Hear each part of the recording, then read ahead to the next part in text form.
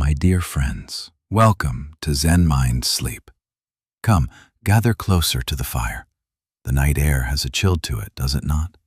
But here, by the warmth of these dancing flames, we can let our shoulders soften, let our worries uncurl for a while. I see some of you have that familiar look in your eyes, that quiet restlessness that often visits us in the deep hours. Perhaps the mind is still spinning like a potter's wheel, shaping thoughts that feel too heavy to carry into sleep.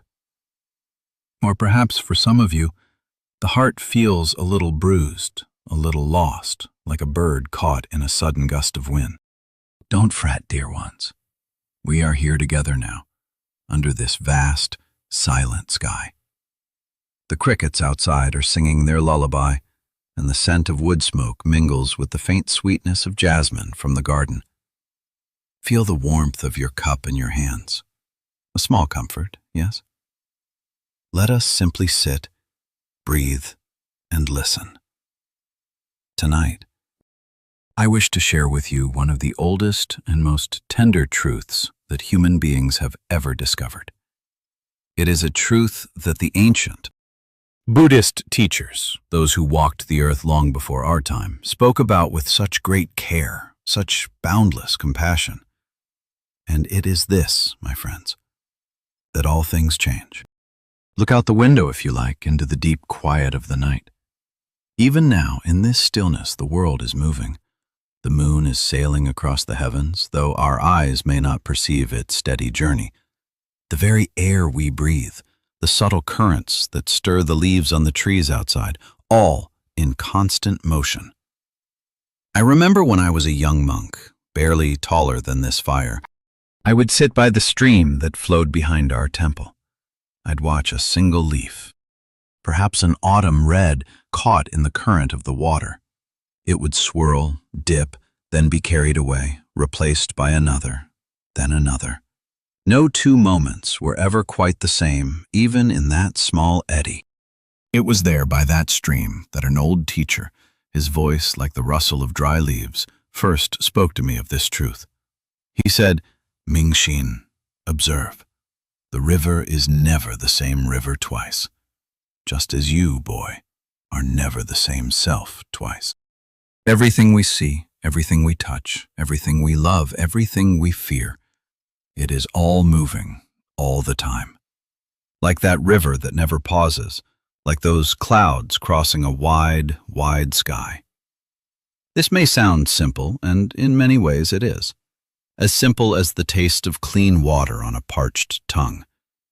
But there is a depth to this truth, a quiet, fathomless depth that can take a lifetime, or many lifetimes, to truly feel in the marrow of your bones. And within it, dear friends, there is a peace that many of us have been searching for, perhaps without quite knowing where to look, without knowing that the looking itself was creating the very restlessness we sought to soothe. These teachings, drawn from the ancient Buddhist tradition, they belong to no one. They are simply reminders of what you already know, somewhere deep in your bones, in the quiet wisdom of your body. That life is always changing. That you, my friend, are a part of something vast and beautiful, far grander than any single worry that visits you tonight. And that even in the middle of uncertainty, even when the path ahead feels shrouded in mist, there is a stillness waiting for you, a quiet harbor within your own heart. So take a slow, deep breath with me now. Let the air fill you, then release it gently, completely. And let us begin our journey together into these old stories. There is an ancient chant, a melody of truth that Buddhist monks and nuns have been whispering for over 2,000 years. It has been offered at births, when new life enters the world with a cry, and at passings, when a beloved one slips away from our embrace. It is echoed in great temples, vast and gilded, and in small, humble rooms, lit only by the flickering glow of a single candle. And the words, they go something like this. All things are impermanent. They have the nature to. arise for a time and then to pass away. To understand this and live in harmony with it brings true happiness. These words have traveled across centuries, my friends, across countless languages, across entire civilizations, like seeds carried on the wind. And they have endured because they point to something that every human heart already senses, already knows, even before anyone puts it into words. That everything, absolutely everything, is gently changing. Tonight, let us begin right here, with this most tender and most honest of all truths. And let us see if, within it, there is not something that brings us comfort, a soft peace, like the quiet turning of the earth itself. We walk through our days, do we not, as though the world is solid and sure. The floor beneath our feet feels firm, unyielding. The walls around us seem permanent, standing guard against the shifting winds. The face we see in the mirror each morning looks more or less the same as the one we saw yesterday. Our routines repeat themselves, a comforting rhythm. Our habits carry us forward, like a well-worn path through a familiar field. And in all of this steadiness, we come to believe, without really thinking about it much, that things are fixed, that life is a kind of structure built from things that stay. And there is comfort in that belief, of course there is. We need some sense of ground beneath us, some predictability just to move through the day, to make our meals, to tend to our families. But the ancient teachers, those wise ones who spent their lives in quiet contemplation, they noticed something else. They noticed it not through theory or argument, not through clever debates in dusty halls, but through the simple, patient act of sitting still and paying attention. They would sit for hours, days, years, watching the breath, watching the body, watching the world around them with an unwavering gaze. What they found, my dear ones, was that the closer you look at anything, the more it begins to move. The Buddha himself observed this with great clarity. He taught that all conditioned things, everything that has come into being through causes and conditions, everything that is not the vast, unchanging awareness itself, are in a state of constant, ceaseless flow. Not a single thing remains the same from one moment to the next. He called this anicca, the Pali word for impermanence. And he placed it at the very heart of his teaching because he saw, with boundless compassion, that our deepest suffering often comes from wanting things to hold still in a world that simply cannot. We grasp at joy. We cling to comfort. We try to preserve what is already dissolving, like trying to hold water in a cupped hand. This is not a difficult truth to understand with the mind, is it? Most of us would nod our heads and say, yes, of course, things change. We see it every day. But to feel it, truly feel it in the body and the heart, to let it sink in like the roots of an old tree into the deep earth.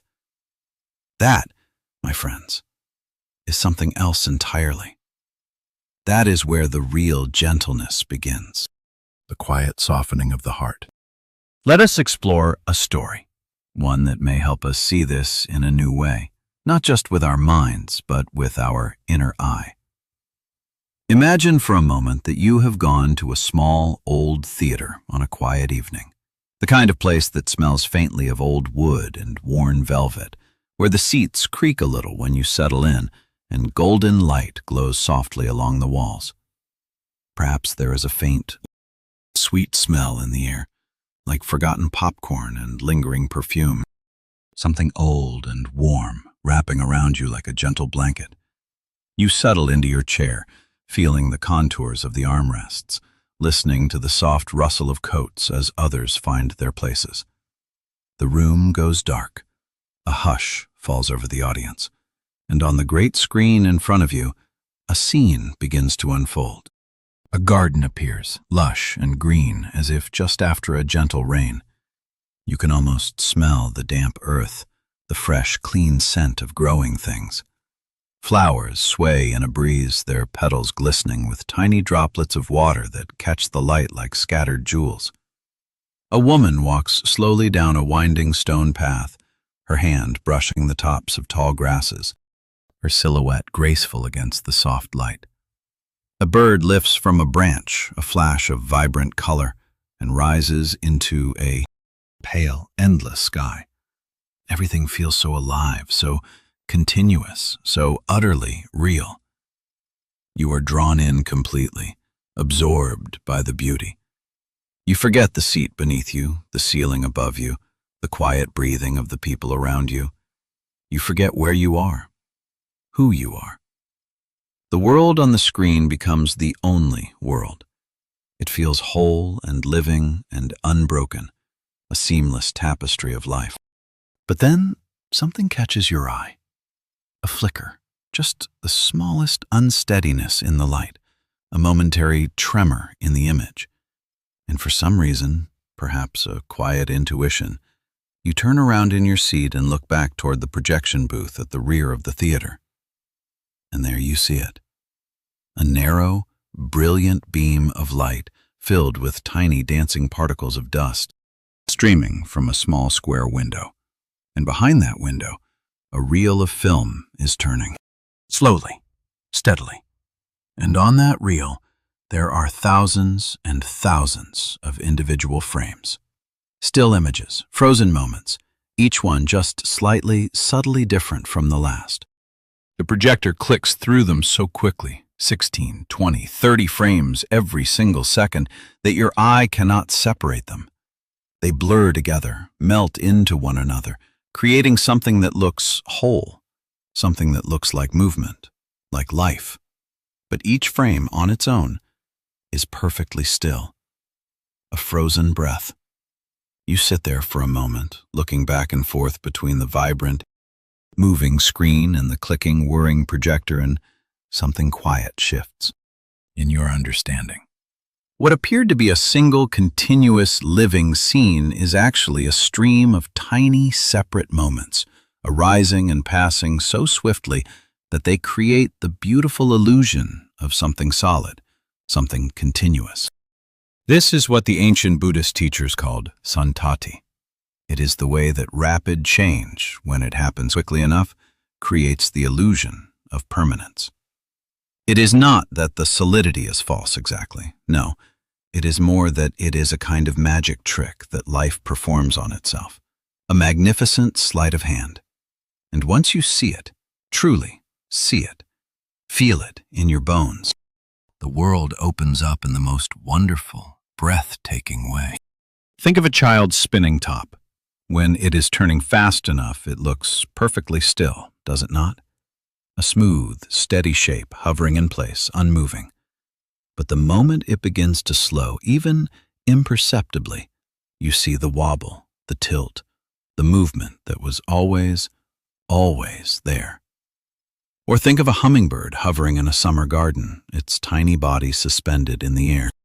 Its wings beat so quickly that they become invisible, a soft blur on either side of its delicate form. But each wing is rising and falling dozens of times every single second. The stillness we perceive is made entirely of motion. This, my friends, is how it is with so much of our experience. What appears permanent, what feels so solid, is simply changing faster than our ordinary eyes can see, faster than our busy minds can register. You do not need to go to a theater to discover this. You can find it right where you are, right now, in the simple, quiet act of sitting and breathing.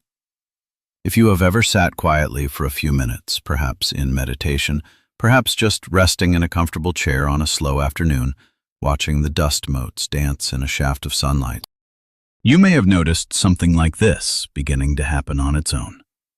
At first, everything seems still. The room is quiet, save for the gentle crackling of our fire. Your body feels like one solid thing, sitting here, unchanged from one moment to the next. Your mind seems calm, or perhaps busy, but either way, it feels like one continuous experience, a single stream of thought.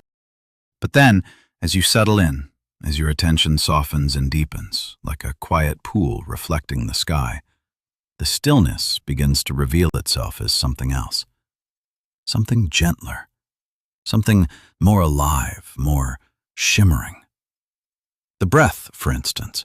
You might notice that no two breaths are ever exactly the same.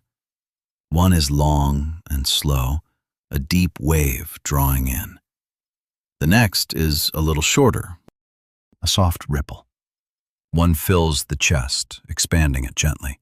The next seems to settle lower, into the belly, a quiet rise and fall. There is a pause at the top of the inhale, a small, quiet moment of suspension, a tiny, unwritten space. And then the exhale comes, sometimes smooth as silk, sometimes a little uneven, like a sigh. The breath is not one thing, my friends. It is a river of small, changing sensations flowing through you, moment by passing moment. And if you listen more closely, the body itself begins to show its secrets too.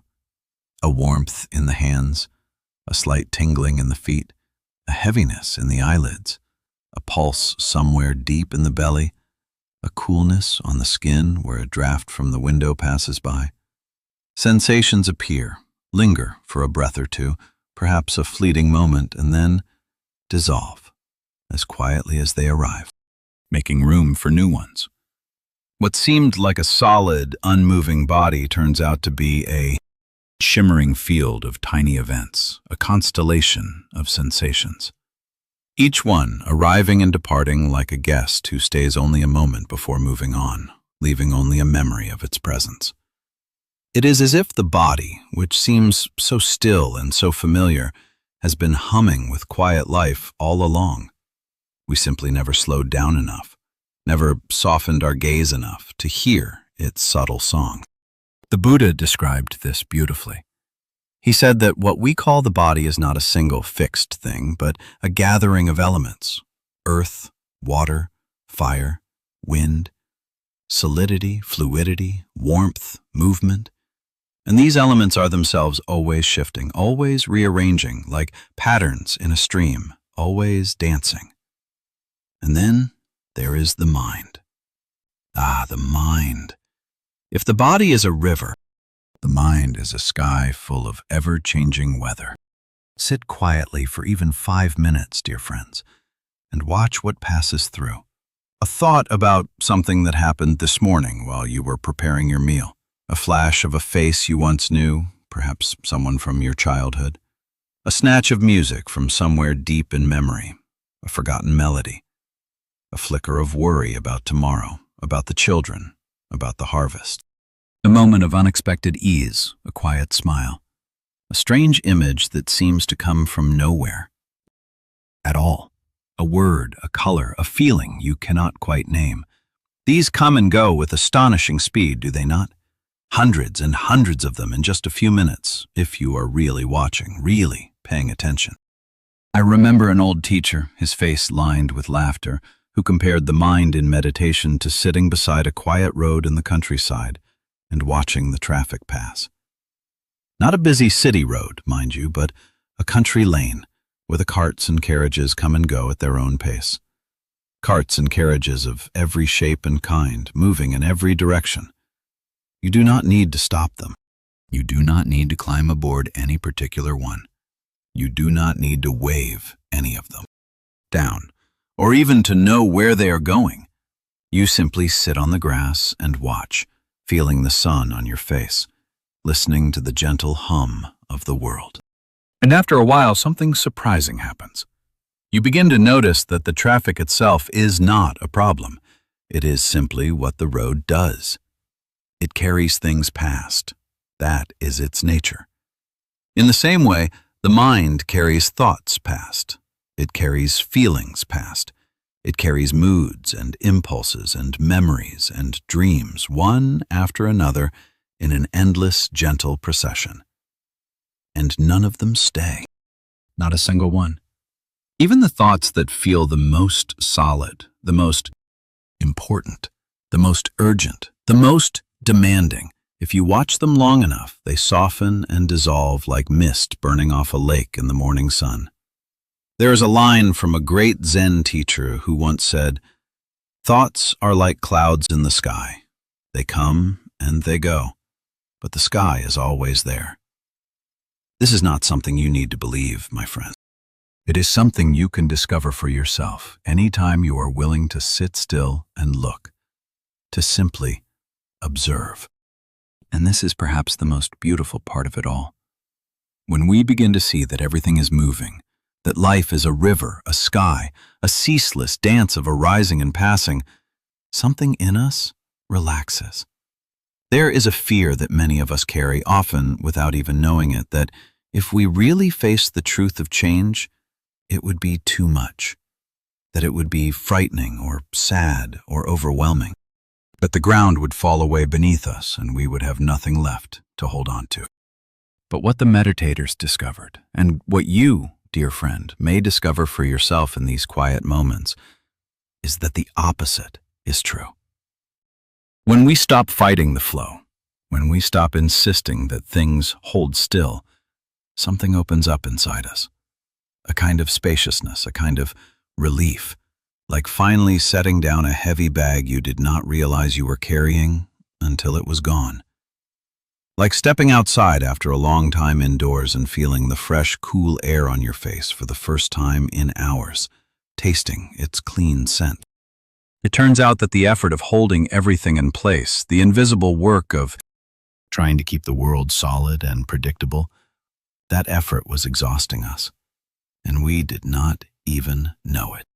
The river does not need to be stopped. It does not want to be stopped.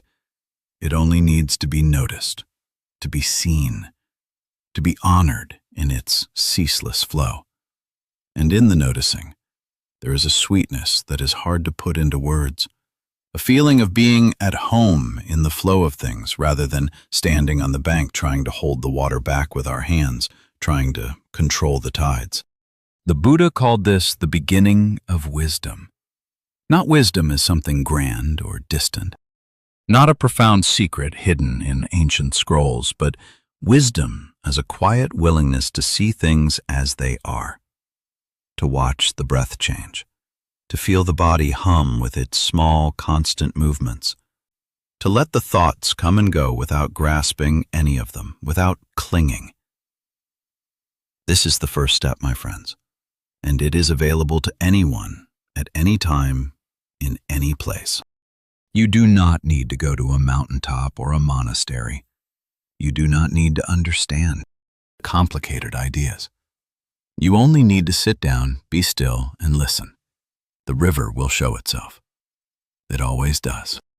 So, here is a gentle thing you might try if you like, as you rest here now by the warmth of our fire. There is no effort required, nothing to achieve, nothing to force. Let your attention come to the breath, wherever you feel it most easily. Perhaps at the tip of the nose, where the cool air enters and the warm air leaves, a faint whisper.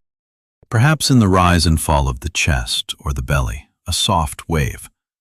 Perhaps it is just a general sense of the whole body. Breathing, like a gentle wave washing in and drawing back from the shore. There is no right place, just wherever the breath finds you, wherever it feels most present. And as you rest your attention there, lightly, like a leaf resting on the surface of a pond, see if you can notice the way each breath is a little different from the last. The way each inhale has its own unique shape, its own texture, its own quiet character. The way the exhale lets go in its own unique way every single time. No two breaths in your entire life have ever been exactly the same. Not one. You are not trying to do anything. You are simply watching the river, feeling it move through you, noticing that even here, in this most intimate and familiar act, the act of breathing, nothing stays the same. Everything is gently, endlessly, beautifully changing. And that is the first teaching, my friends. Not something to be memorized, not a creed to be recited, but something to be felt, to be lived. That beneath the appearance of stillness, life is flowing. That beneath what seems solid, there is a river. and it has been flowing all along, patiently, gracefully, waiting for you to notice. As the old chant reminds us, all things arise and all things pass away. And in the understanding of this, in the quiet, gentle acceptance of this truth, there is a deep and quiet happiness, a peace that settles deep into your bones. Let us pause here for a moment. Just notice how you are feeling, without judgment, without needing to change anything. Let the breath come and go in its own time, its own rhythm. And when you are ready, we will continue together. A Zen teacher, a master of profound simplicity, was once asked by a student, "What is the most important moment?" The teacher, a man whose smile held the wisdom of 1,000 sunsets, simply looked at the student with clear, unwavering eyes and said, "This one. Always this one." It sounds almost too simple to be useful, does it not? Like a riddle without a hidden answer. And yet, as we will discover together now, there is something hidden inside this answer, something vast and luminous that can change the way we experience everything. Something that a small child once stumbled upon, quite by accident, while looking out the window of an airplane. I remember a story I heard many years ago, shared by a friend who was a seasoned traveler, a man who had seen many sunrises from many different skies. He spoke of a flight he took with his young daughter, barely old enough to see over the seat in front of her. It was one of those early morning departures, the kind where the air still holds the cool dampness of night and the sky is a deep indigo, just hinting at the dawn. He told me how they settled into their seats, the rumble of the engines, a comforting vibration against the soles of his feet, the soft hiss of the ventilation. His daughter, a wisp of a thing, immediately claimed the window seat, her little nose pressed against the cool glass, breath misting it with tiny circles of fog as she looked out at the lights of the city shrinking below. She watched the earth tilt and fall away beneath them. The houses grew small, then the roads, then the winding rivers like silver ribbons. Everything they knew became a kind of painting, a miniature world far below. Just after they rose above the clouds, when the world below was a soft, cottony blanket, the sun appeared on the horizon. A thin line of molten gold, then a spreading warmth of orange and pink spilling across the sky like watercolors on wet paper.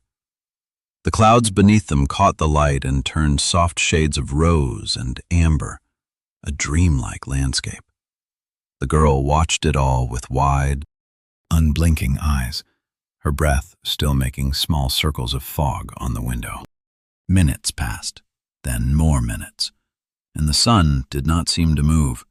It stayed low and golden, a persistent glow, as if the morning itself had decided to linger, to stretch out forever. She turned to her father, a little puzzled, a small furrow in her brow. "Something funny is happening," she whispered, her voice full of wonder. "The morning is really stretching out, Papa." He looked out the window, a quiet smile touching his lips, and realized what was going on. They were flying west, in the same direction as the sun, moving with the earth as it turned beneath them. And so the sunrise was keeping pace with them, a faithful companion. The morning was not passing the way it usually did, rushing by in a blur of awakening. "We are traveling in the same direction as the sun," he told her softly, "so the sunrise is staying with us." The girl thought about this for a moment, her little brow still furrowed in concentration, her eyes gleaming with a dawning understanding. Then her eyes grew even wider, reflecting the golden light outside. "Could you fly as fast as the sun?" she asked, her voice barely a whisper. "Well," he said, gently ruffling her hair, "if you were in a faster plane, yes. You would have to go about 1,000 miles every hour, but it could be done." She sat very still, imagining this impossibility, her small mind grappling with such a grand idea. Then a wide, joyful grin spread across her face, lighting up her whole being. "That would be amazing," she exclaimed, a pure burst of delight. "It would always be sunrise, and you would always be having breakfast." They both laughed, a warm, soft sound filling the quiet cabin. And then they began to wonder together, the way children and parents sometimes do, when a simple conversation opens a door that neither of them expected, a doorway into mystery. "What if you could pick any time of day," the girl said, her voice still filled with the morning's magic, "and just stay there?" "You mean, what if you chose noon or sunset and just kept flying?" "Yes," she insisted, her eyes bright. "What if you picked the time you like best, and you just went around and around the world?" And it was always that time. They sat with this for a while, the two of them, looking out at the golden light that hung on the horizon like a lantern that would not go out, a constant beacon. And something quiet and wonderful began to open up between them. A sense of mystery, a feeling that time, this thing we take so completely for granted in our hurried lives, is far stranger and more beautiful than we usually allow ourselves to notice. It is not just a sequence of moments, but a living, breathing presence. There is a famous teaching in the Buddhist tradition that says, "The past is already gone. The future has not yet come. There is only this moment." Most of us hear something like this and think, yes, that makes sense. We nod our heads in agreement. But we do not often stop to feel the full weight of what it truly means. Think about it gently, my friends, as if you were turning a smooth, cool stone over and over in your hand, feeling its texture, its coolness, its quiet presence. The past, where is it? You might say, well, it happened, it was real, I remember it. And of course, in one sense, that is true. Things did happen. But where is the past right now, in this very instant? If you search for it, if you reach out to grasp it, you will find only one thing: a thought, a memory arising in this present moment, a picture in the mind appearing now. The past is not a place you can return to, not a room you can re-enter. It is a story your mind is telling right here, right now, in the quiet theater of your awareness. And the future, where is that? Has anyone ever truly visited it? Has anyone ever reached out and touched tomorrow, held it in their hands? The future, too, is a thought, an imagination, a picture of something that has not yet happened, appearing in the mind right now. This is what the girl on the plane was brushing up against without quite knowing it, in her innocent wonder. Flying alongside the sunrise, she had stumbled into one of the great mysteries that the Buddhist teachers have been pointing toward for thousands of years, that all there ever is, all there has ever been, is now. This breath, this sound of the fire, this feeling of being alive. The great Zen master Dogen wrote, "If you want to understand all the Buddhas of past, present, and future, then you should know that all things are created by mind alone." He was not being abstract, my friends, not speaking in riddles. He was being very practical. He was saying, look at your own experience. Where do the past and future actually live? They live in your thoughts. They live in this moment. They are creations of your mind arising here, now. Now, why does this matter so much? Why would the ancient teachers spend so much time pointing at something that sounds so obvious? Because most of our suffering, most of our worry and regret and restlessness lives in a place that does not actually exist. Think of how much time we spend in the past, replaying conversations, wishing we had said something different, missing something that is gone, carrying old hurts like heavy stones in our pockets, worn smooth from all the turning over we do. And think of how much time we spend in the future, worrying about what might happen next week, next month, next year, planning for things that may never arrive, imagining difficulties that have not yet come and may never come, rehearsing arguments that will never take place, bracing ourselves for weather that may turn out to be perfectly fine. If you added up all the hours we spend in these imagined places, these memories and projections, it would be staggering, would it not? Most of us spend the great majority of our waking life somewhere other than where we actually are, somewhere other than this moment, this room, this breath. And the cost of that, though we rarely see it clearly, Is that we miss the life that is right in front of us. We miss the quality of the light filtering through the window. We miss the sound of the wind in the eaves. We miss the subtle shift in the face of the person sitting across from us, the unspoken story in their eyes. The Buddha observed this tendency with great compassion, seeing how it burdened us. He said, "Do not dwell in the past. Do not dream of the future. Concentrate the mind on the present moment. Not because the past and future are unimportant, but because they are not where we are. They are thoughts passing through. And when we mistake them for reality, when we cling to them as solid ground, we miss the only thing that is actually here." That girl on the plane, in her innocent wondering, had found something real, something profound.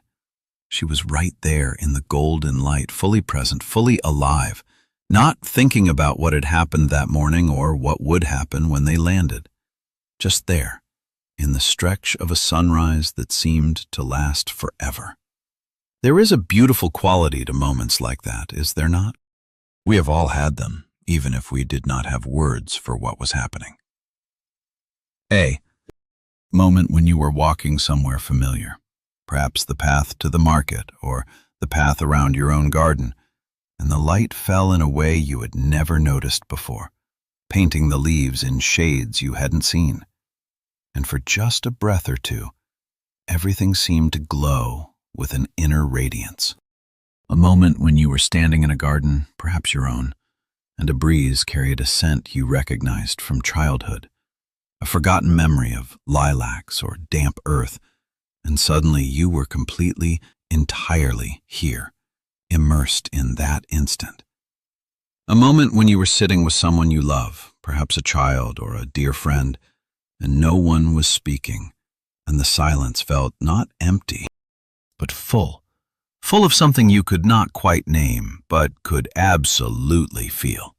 A warmth, a tenderness, a sense that nothing was missing, that everything was perfectly as it should be. In the Zen tradition, these are sometimes called moments of just this cup of tea, warm between your hands, feeling the smooth clay, tasting the quiet bitterness. Just this step on the path, the ground firm beneath your foot, feeling the texture of the earth. Just this breath of cool air filling your chest, then softly releasing. Nothing added, nothing subtracted. Nothing to fix or improve or figure out, just what is, exactly as it is. And what is? Remarkable, my friends, is that these moments are not rare. They are not fleeting gifts that appear only once in a blue moon. They are available all the time. It is our attention that is rare, our willingness to actually be where we are, rather than racing ahead to the next thing or looking back over our shoulder at the last thing, or allowing our minds to spin on the wheel of distraction. I remember a Buddhist nun, a very old woman, who lived in a small temple nestled deep in the mountains. She had a face like a gentle river stone, worn smooth by the passage of time and wisdom. She was once asked what she considered the most valuable possession a person could have. She thought for a long moment, her eyes gazing out at the distant peaks, and then she said, her voice soft as falling snow, "Attention, gentle, unhurried attention. If you have that, my child, you have everything." This, my friends, is connected in a quiet way to what we explored a little while ago about the nature of change. Because when we truly arrive in the present moment, When we open ourselves fully to what is, we discover that change is not something that happens to us from the outside, like a sudden storm. It is what the present moment is made of. Each moment arises fresh and new, unlike any moment before it. And then it passes softly, gently, making room for the next. Like waves on a calm sea, each one distinct, each one fleeting. Like the sunrise that kept pace with that little airplane, always arriving, always just beginning, always renewing itself. The philosopher and poet who wrote the great works of Chinese wisdom, Lao Tzu, put it this way in the Tao Ching: life is a series of natural and spontaneous changes. Do not resist them. That only creates sorrow. Let things flow naturally forward in whatever way they like. This is not a teaching about giving up, my friends, or being passive, or simply letting life wash over you. No, it is a teaching about being here, fully here, meeting each moment as it comes, the way you might greet a dear friend at the door, with warmth, with openness, with a quiet curiosity, without needing to know in advance exactly what they are going to say or how long they will stay. There is a small but meaningful detail in that airplane story that is easy to overlook. The father and daughter were not meditating. They were not trying to have a spiritual experience. They were just sitting together on a plane, looking out a window and talking, sharing a moment of innocent wonder.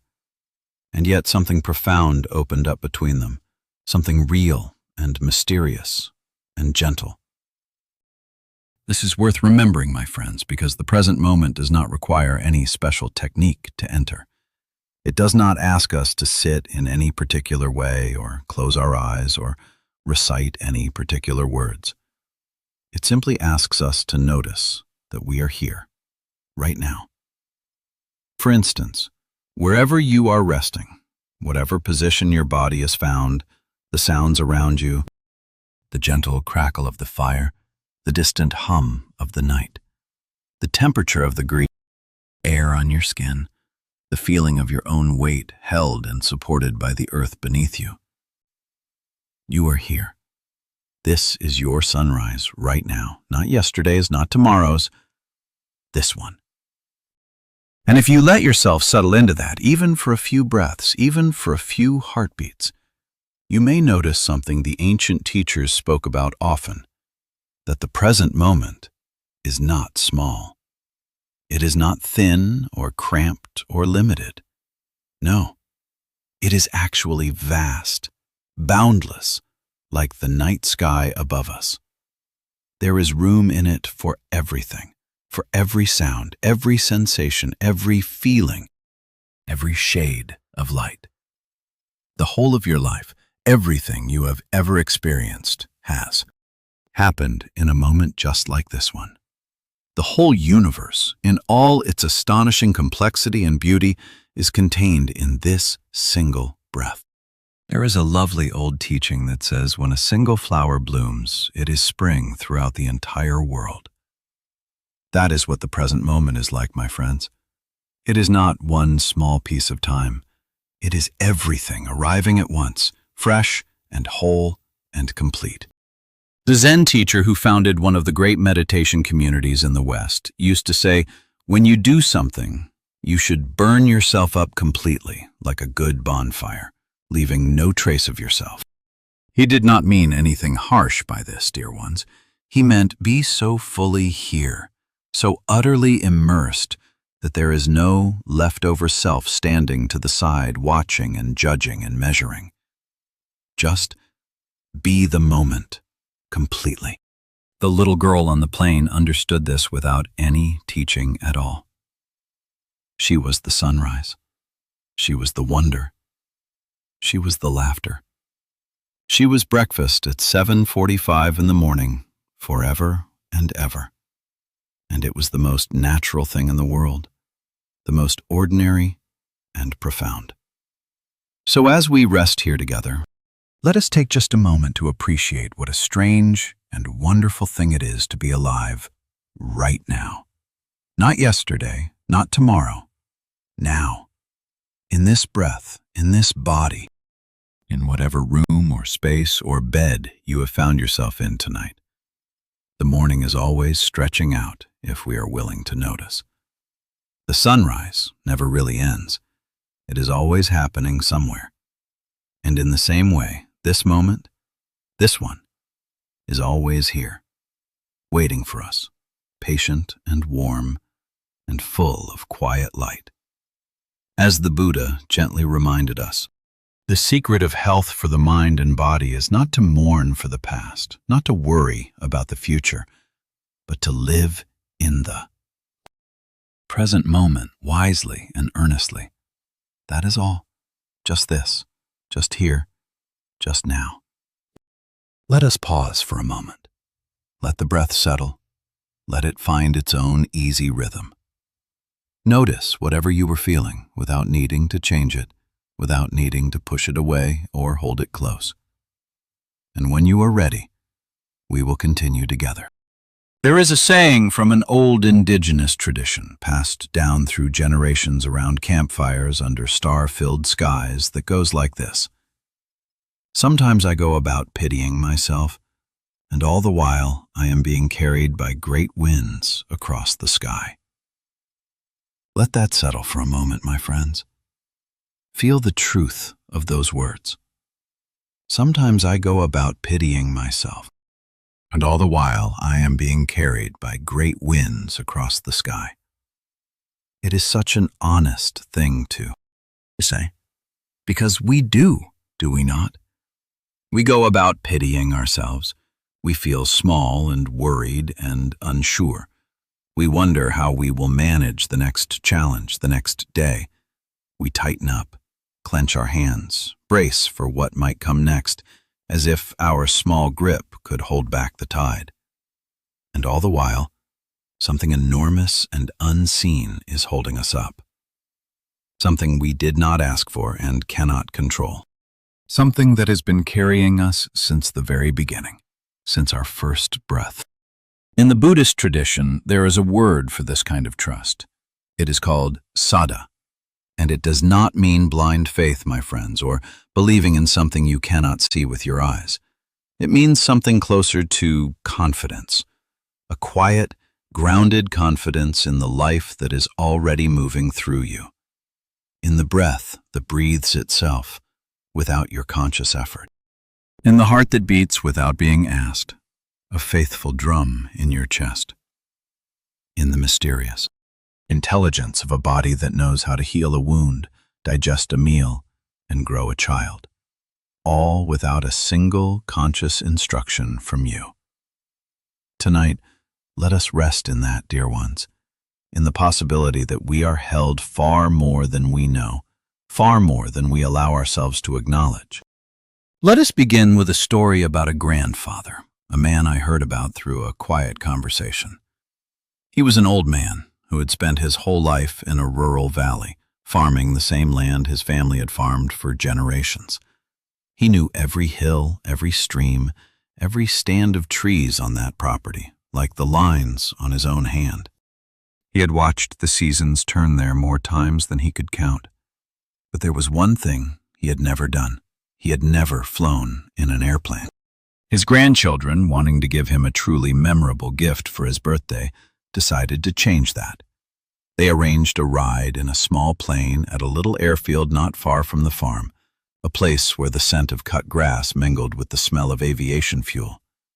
It was a single-engine aircraft, the kind with wide wings and a propeller that sputters to life with a cough and a roar, shaking the ground before lifting into the sky. The old man was nervous. You could see it in the way he gripped the edge of the cockpit as they helped him in. His knuckles were white against his weathered skin. His jaw was set, a firm line, but he did not say no. He climbed in, buckled the belt across his lap, and nodded to the pilot, a flicker of apprehension in his clear eyes. The plane taxied down the grass strip, bounced twice with a jolt, and then lifted into the air, the ground falling away. The old man's stomach dropped for a moment, and his hand found the edge of the seat, gripping tighter still. But then something happened. The valley he had known his whole life, every curve and contour, every field and farmhouse, began to unfold below him in a way he had never imagined. It was as if a great hand had unrolled a vast, living map. There was his farmhouse, small as a toy, with its gray roof and the washing line out back, barely visible. There was the creek where he used to fish as a boy, winding like a silver thread through the green fields, catching the sunlight. There was the old stone wall he had built with his father, stretching along the hillside like a sentence written in rock, a testament to generations of labor. There were the mountains he had always seen from below, always towering above him, now spread out around him like the rim of a great bowl, soft and blue in the distance, their peaks no longer intimidating, but gentle guardians. Everything he had known from the ground was transformed, the same.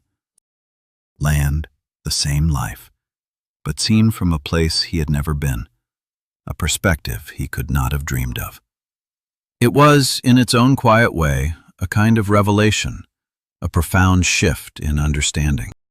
They flew for nearly an hour over ridges he had hiked on foot and fields he had planted with his own hands and roads he had driven 1,000 times in his old truck. All of it made new, made fresh, by this single change of view. All of it familiar and strange and beautiful at the same time.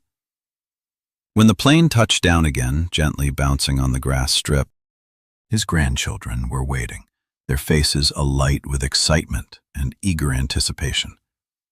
"How was it, Grandpa?" they asked, rushing over to him. "Was it wonderful?" "It was," he said, nodding slowly, a far-off look in his eyes. "It was something else." "Were you scared?" He paused, a sheepish smile crossing his weathered face, a twinkle in his eye. "I'll tell you the truth," he said. "I was nervous the whole time. I never did fully let my weight down. What a beautiful and recognizable thing to say, my friends, because is that not how so many of us move through our lives? We are on the ride. We are in the air. Life is carrying us, showing us extraordinary things, sometimes breathtaking, sometimes terrifying. And yet somewhere deep in our body, deep in our heart, we are holding on. We are gripping. We are keeping some small part of ourselves pulled up, just in case. As if by not fully surrendering our weight to the seat, to the flow of life, we might somehow protect ourselves from a fall. The Buddha spoke about this gently, with his boundless compassion. He noticed that one of the deepest habits of the human mind is clinging. We cling to what we have. We cling to what we want. We cling to our ideas about how things should go, how people should be. And this clinging, he taught, is one of the roots of our unease, our restlessness. Not because the things we hold on to are bad, not because our desires are inherently wrong, but because the holding itself creates a kind of tension, a tightness, a subtle exhaustion that runs through everything we do, like a silent hum beneath the surface of our days.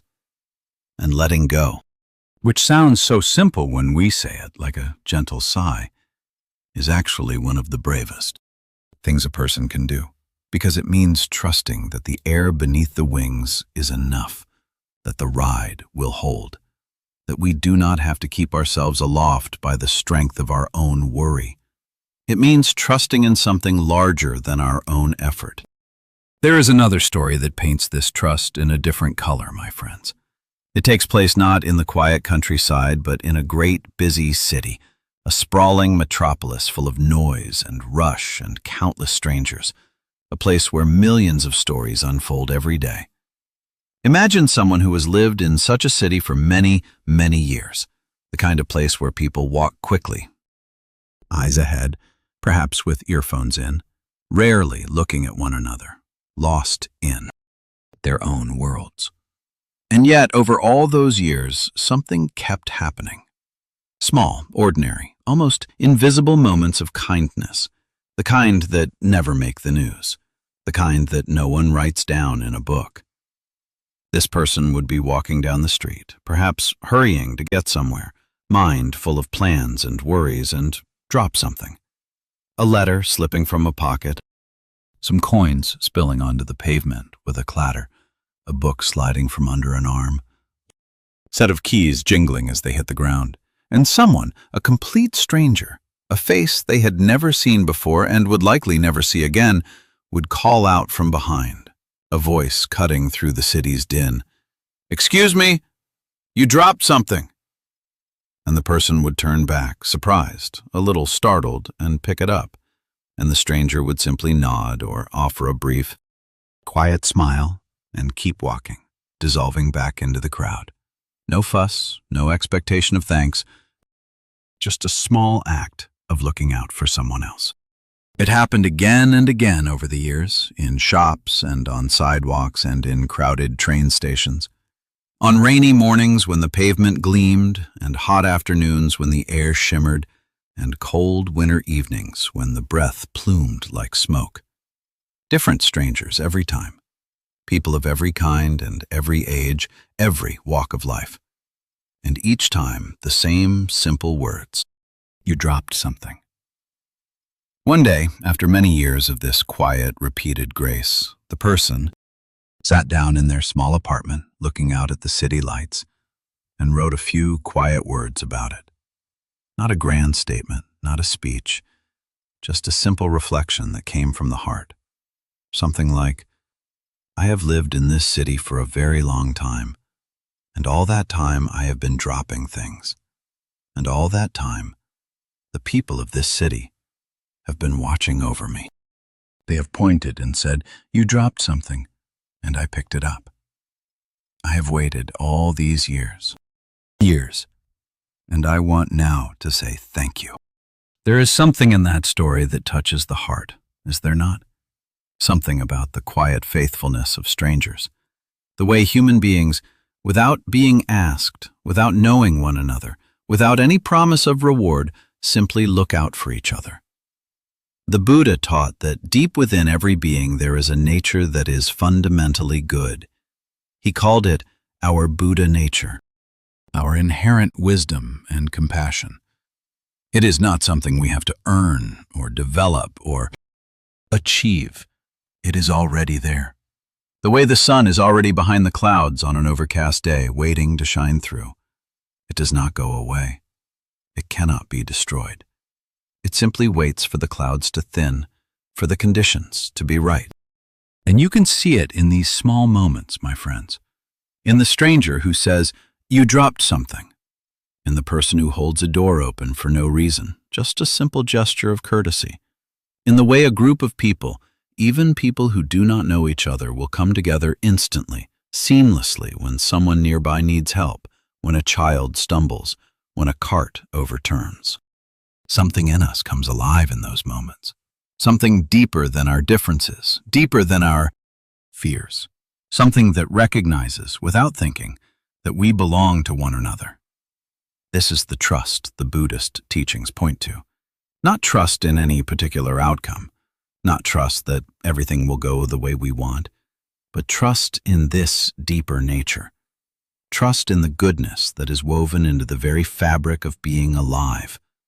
Trust that we are not alone, even when we feel profoundly alone. And perhaps there is an even deeper layer of trust than that, my friends. A trust not just in human kindness, but in the great rhythm of life itself. Think about the breath for a moment. This breath you are taking right now. You did not decide to breathe. You did not read a manual on how to do it. You did not sign up for breathing lessons when you were born. The breath simply came. It came, and it has not stopped since. Breath after breath, year after year, through sleep and waking, through sickness and health, through every joy and every sorrow. It has been with you every single moment of your life, faithful and patient, never once asking for thanks. never once asking for your permission. And the heart, your heart, my friend, has been beating since before you were born. Through every joy, every sorrow, every ordinary afternoon, every sleepless night. It does not need your permission. It does not need your encouragement. It simply beats on and on and on, like a quiet drum in a great forest, keeping time with something vast, something eternal. There is a passage from a beloved poet of the East that speaks to this beautifully. He wrote, in his own way, that nothing in this world is ever alone for a single moment. The fish is held by the wave. The bird is held by the sky, carried on unseen currents. The seed is held by the soil, cradled in its dark warmth. Every living thing is cradled in something greater, something it cannot see but can always feel, always sense. This is what that old indigenous saying points to. Sometimes I go about pitying myself. Yes, we do. We feel small and afraid and unsure, but all the while, great winds are carrying us. The breath is breathing us. The heart is beating us. The earth is holding us up, steadfast and strong. The whole of life is conspiring gently and patiently to keep us here, to nurture us, to carry us forward. I remember a story an old teacher once told to a group of students who were struggling with worry and uncertainty, their faces etched with anxiety. There was a small bird, he said, his voice soft as a summer breeze, who lived on a branch beside a flowing river. Every morning, the bird would look at the river rushing by and think, what if the water stops? What if there is no more river tomorrow? And it would grip the branch a little tighter, its tiny claws digging into the bark, just in case. The teacher paused, allowing the image to settle. But of course, the river never stopped. It kept flowing, as it always had, ceaseless and true. And one day, the bird looked down, truly looked, and noticed something. The branch it was gripping so tightly was itself part of a great tree, and the tree was rooted deep in the earth, its ancient roots holding fast. And the earth in turn was turning slowly through vast, silent space. And everything was being held. The bird loosened its grip, not because the river was guaranteed, not because the future was certain, but because it realized that holding on so tightly was not what was keeping it safe. What was keeping it safe was something much larger than its own small claws, something vast and unseen and utterly reliable. The invitation here, my friends, is not to stop caring or stop planning or pretend that life is not sometimes difficult. It is. The winds do blow hard sometimes. The ride does get bumpy, does it not? But there is a difference between riding through the bumps with a white-knuckle grip, every muscle tensed, and riding through them with your weight resting fully on the seat, trusting the journey. The bumps may be the same, the experience is entirely different. The great Zen teacher Thich Nhat Hanh once said, "Smile, breathe, and go slowly." That is not a teaching about being passive, my friends. It is a teaching about trust. Trust that this moment is enough. Trust that you are enough. Trust that the winds beneath you, the currents of life, know where they are going, even when you do not, even when the path ahead is unclear. So tonight, as you rest here, you might let yourself feel that. Feel the surface beneath you, holding your weight without being asked, a silent promise. Feel the air entering your lungs without any effort on your part. Feel the gentle rhythm of your own heartbeat, steady and faithful. Notice how much of your life is simply happening, beautifully and reliably, without you having to manage any of it. The blood moves through your veins. The body warms itself. The cells do their quiet, invisible work of renewal and repair. All of this, all of it, is being taken care of while you rest. You are being carried. You have always been carried.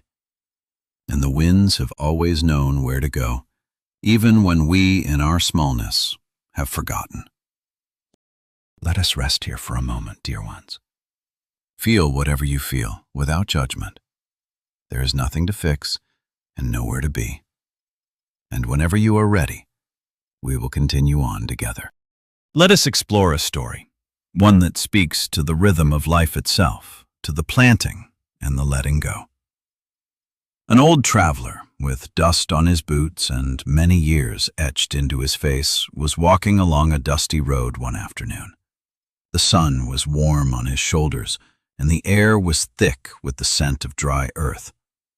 He came upon a very old man, his back bent like a willow in the wind, kneeling in the earth beside the road.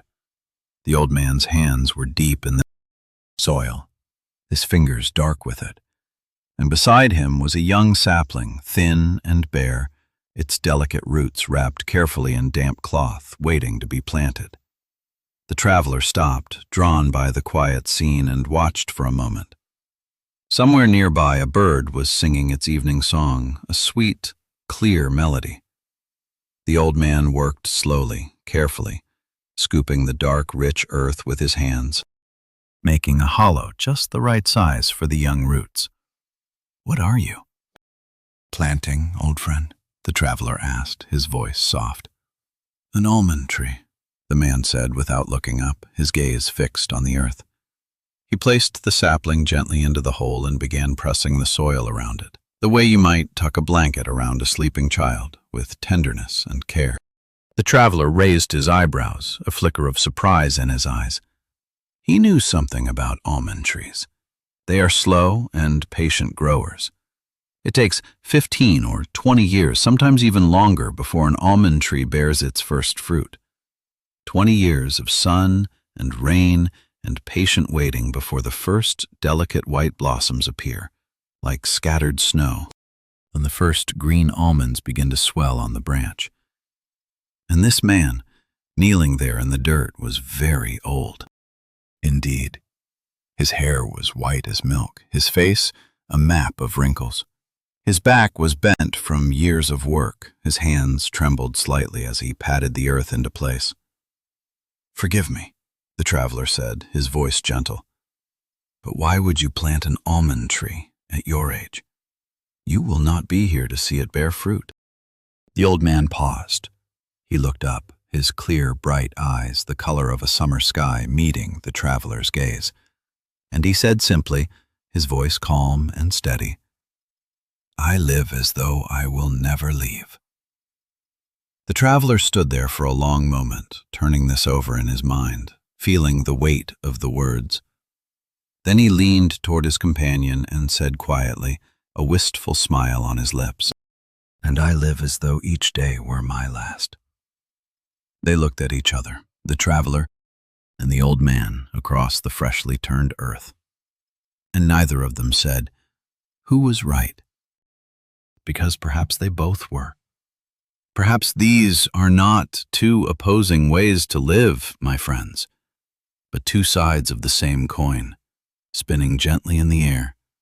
Two ways of saying the same profound thing. This moment matters. Be here for it, fully, completely. There is something in this story that sits at the very heart of what it means to live well in a world that is always turning, always changing. Something the old man understood in his bones, there in the warm earth with his almond tree. On one hand, there is the old man's way, to plant, to build, to put your hands in the earth and begin something you may never see finished. To live with such fullness and such faith that the question of time, of your own brief span, does not even arise. You plant because planting is what you do, because the tree wants to grow, because the earth is ready and willing to receive life. Because some part of you knows that life does not belong only to you. It belongs to the ones who will come after, to the shade they will sit in on hot afternoons, to the fruit they will taste on autumn mornings, to the roots that will hold the hillside together, preventing erosion long after you have returned to the earth yourself, like a fallen leaf returning to the soil.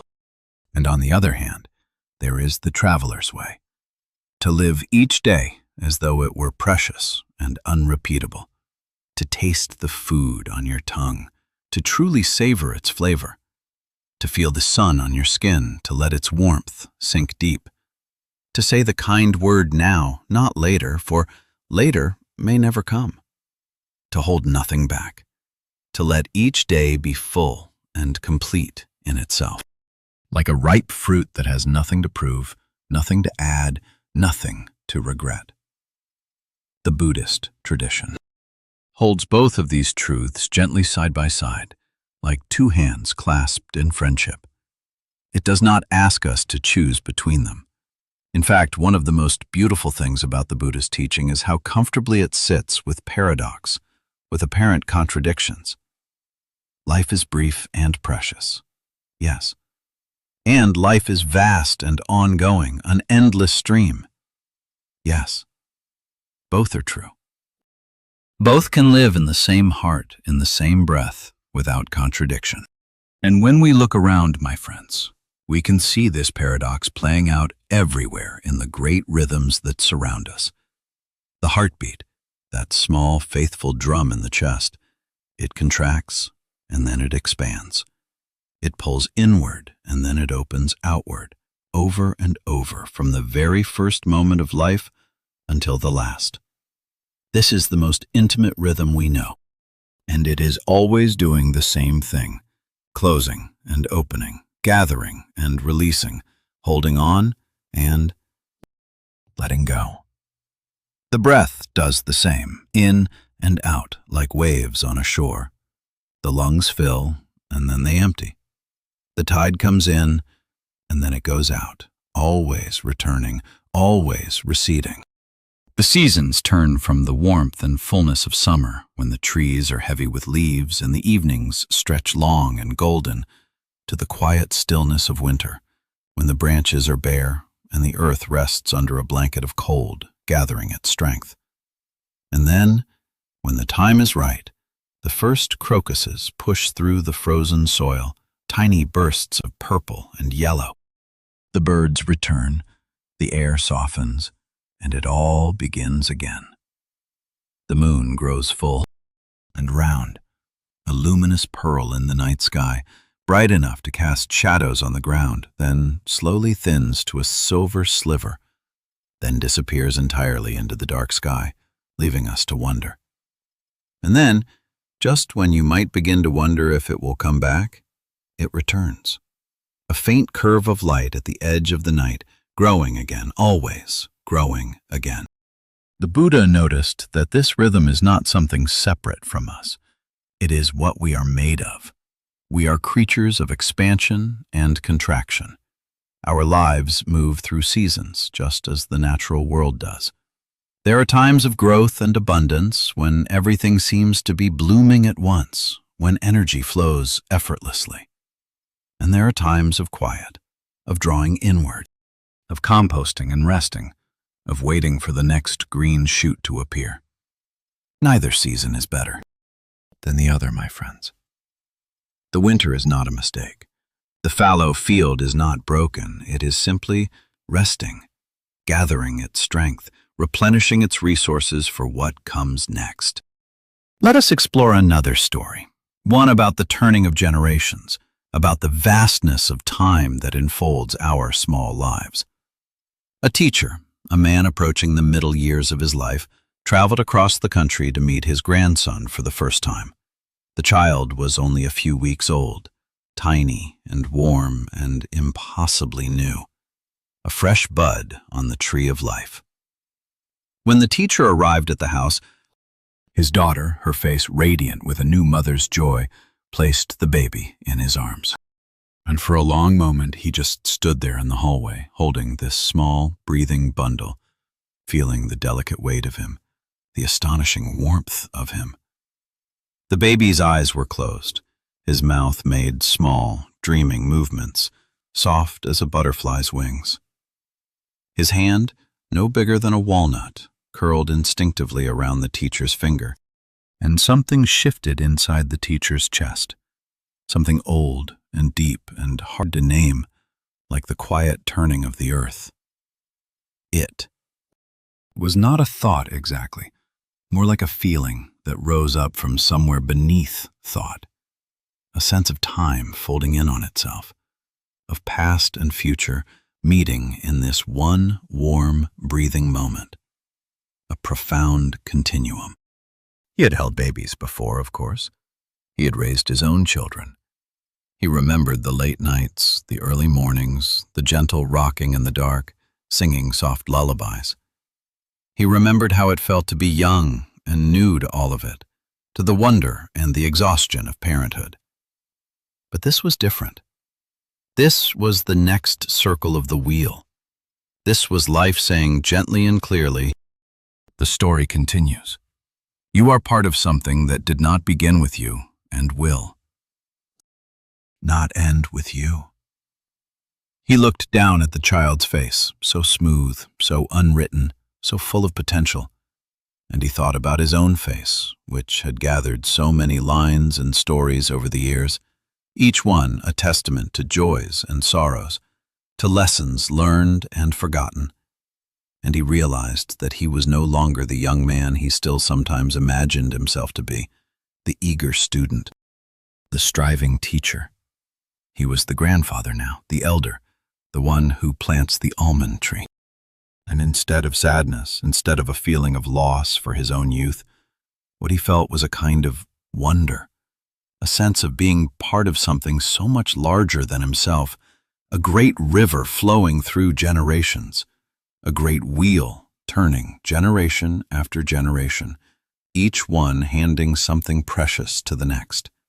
Not just genes or possessions, but something harder to name, a kind of tenderness, a kind of hope, a willingness to keep going, to keep planting, to keep placing small, warm lives into the world and trusting that they will find their way, that they will bloom in their own time.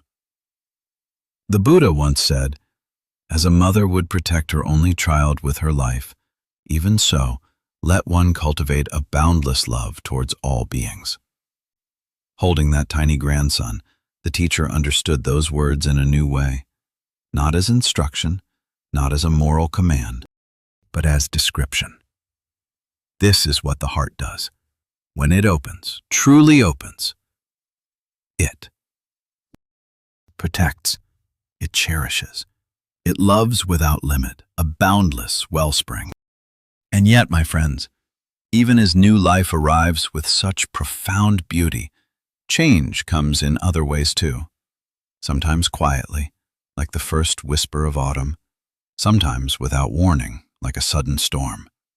In that same season of his life, the teacher received a phone call one afternoon. A member of his family, someone dear to him, had been in an accident on the road. The details came in pieces, fragments of fear. A sudden collision, a car badly damaged, a rush to the hospital, and then, mercifully, the news that she was all right, shaken and bruised but whole. She had walked away from something that could have been much worse, a true miracle. The teacher put down the phone and sat very still for a long time, the silence of the room amplifying the pounding of his own heart. It is a particular kind of quiet, is it not? The quiet that comes after a close call, after the phone rings with bad news that turns at the last moment into something bearable, something to be profoundly grateful for. The heart is still racing. The hands are still trembling. But somewhere inside, a quiet voice is whispering, "She is okay." It is. All right. And in that whisper, there is an enormous gratitude, a gratitude so large it almost hurts, almost brings tears to the eyes. The Buddha taught that life is precious beyond measure, not because it lasts forever, but precisely because it does not. Every morning we wake up is a gift that was never guaranteed. Every conversation, every meal, Every ordinary afternoon is happening against the backdrop of this truth, this precious impermanence.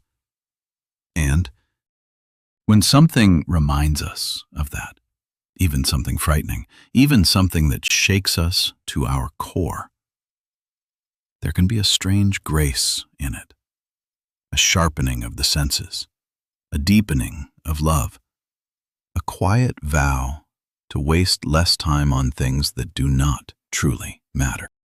Around the same time, the teacher traveled to a retreat he was leading in the mountains, a place of quiet reflection. And a friend he had not seen in many years, a dear companion from his youth, sent her daughter to attend. The daughter was a young woman now, bright and graceful, her eyes holding a quiet intelligence. The teacher remembered her as a small child running through a sun-drenched garden, chasing butterflies, her laughter like wind chimes. And now,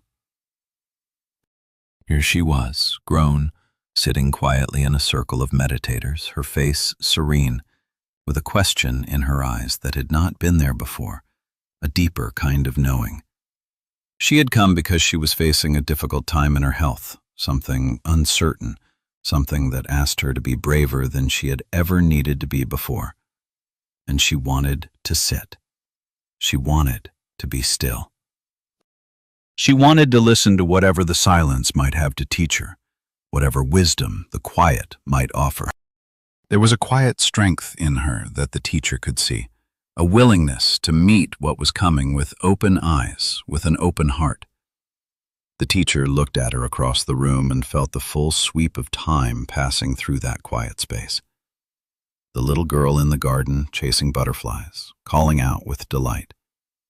The young woman in the meditation hall sitting upright, her hands folded gently in her lap, her face calm and accepting. The years between them, gone in what felt like a single breath, a mere flicker.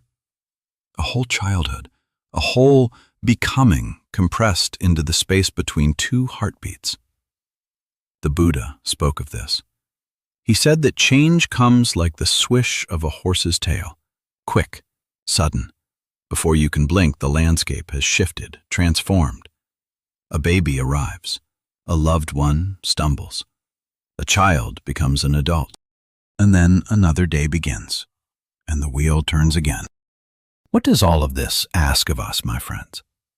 Perhaps nothing more than what the old man with the almond tree already knew in his bones. That we are here to plant, to tend, to show up with our hands in the earth, regardless of what we know about time, regardless of what we know about outcomes. There is a teaching in the Zen tradition that says, sitting quietly, doing nothing. Spring comes and the grass grows by itself. This is not laziness, my friends. It is trust. Trust in the rhythm. Trust in the seasons. Trust that life knows how to grow, even when we are not watching, even when we are not trying to make it happen, even when our backs are turned. The almond tree does not hurry. It does not check to see if it is growing fast enough. It does not compare itself to the mighty oak or the weeping willow. It simply reaches its roots down into the dark, nourishing soil, and its branches up into the open sky. And it becomes slowly and faithfully what it was always going to become, in its own perfect time. And perhaps we are not so different, my friends. Perhaps our work is not to rush or to force or to figure everything out, but to plant what we can, tend what is in front of us, and trust the turning of the wheel, trust the great unfolding. As the old man said, with dirt on his hands and light in his eyes, I live as though I will never leave. And perhaps that is not a denial of change, but the deepest possible embrace of it. To live so fully in this moment, in this now, that the question of how many moments remain simply falls away, like a leaf from a branch, like a breath at the end of a long day, dissolving into the vastness. Let us pause here for a moment. Feel the gentle rhythm of your own breath. rising and falling like a quiet tide, like the steady pulse of the ocean. And when you are ready, we will continue on together. In the middle of a great ancient city in the east, a city whose stones had witnessed centuries of human life, there stood a monastery. It was enormous, its red roofs rising in tiers against the sky, their edges curved like the graceful wings of birds in flight. Golden statues gleamed in the dim, incense-filled halls, their faces serene.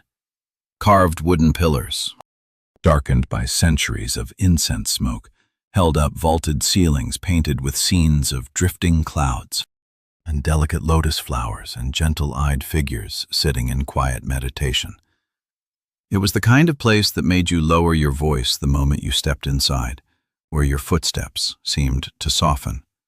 The kind of place where the air itself seemed to hum with something old and calm, a profound stillness. And in a small, unassuming room at the very heart of this vast and beautiful place, a woman sat teaching.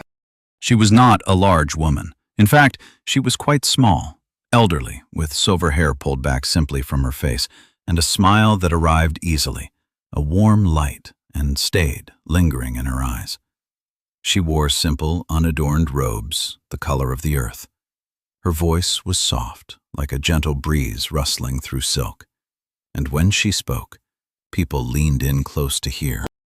Not because she was hard to understand, but because there was something in her stillness, a profound presence that drew people toward her, the way a lantern draws weary travelers on a dark, unfamiliar road.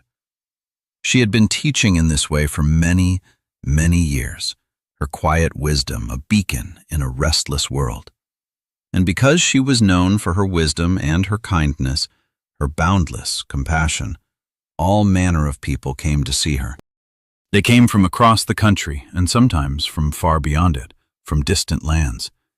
They came on foot, their sandals dusty from the journey, and by car, and by train, carrying their hopes and their burdens. Some made journeys of many days just to sit with her for an hour, to absorb a little of her quiet peace. The stream of visitors was remarkable in its variety, a testament to her universal appeal. Generals in crisp, starched uniforms came and sat on the floor before her, their medals clinking softly as they settled, their usual authority and command somehow softened by the quiet of the room, by her gentle presence. Members of the royal family arrived with attendants and garlands of sweet jasmine, the fragrance filling the corridor long before they appeared, a rich, exotic perfume. Politicians came between meetings, their phones silenced for once, their carefully prepared faces slowly relaxing into something more honest, more vulnerable. Artists came carrying questions about beauty and truth and why their work sometimes felt empty, lacking soul. Farmers came with calloused hands and worries about the rain and the harvest and the future of their families, the very sustenance of their lives. And alongside all of these, ordinary people came too, just like you and me. Mothers and fathers who were struggling with their children, with their own hearts. Young people who felt lost, searching for direction. Elderly people who were tired and looking for some comfort, some gentle reassurance. People who had lost someone they loved, carrying a grief too heavy for words. People who had just received good news and did not know what to do with their boundless joy, how to contain it. Each person brought something different, a question, a worry, a hope, a grief. Some brought offerings of fruit and flowers, beautiful tributes. Some brought only their silence, their raw vulnerability. But all of them, everyone, came because they had heard that this small woman in the vast monastery had something they needed. Not answers, exactly. Something quieter than that, something closer to peace, to a deep understanding. And what was truly remarkable was this. She received them all, one after another, hour after hour, day after day, week after week. And she never seemed overwhelmed. She never seemed hurried or distracted or drained.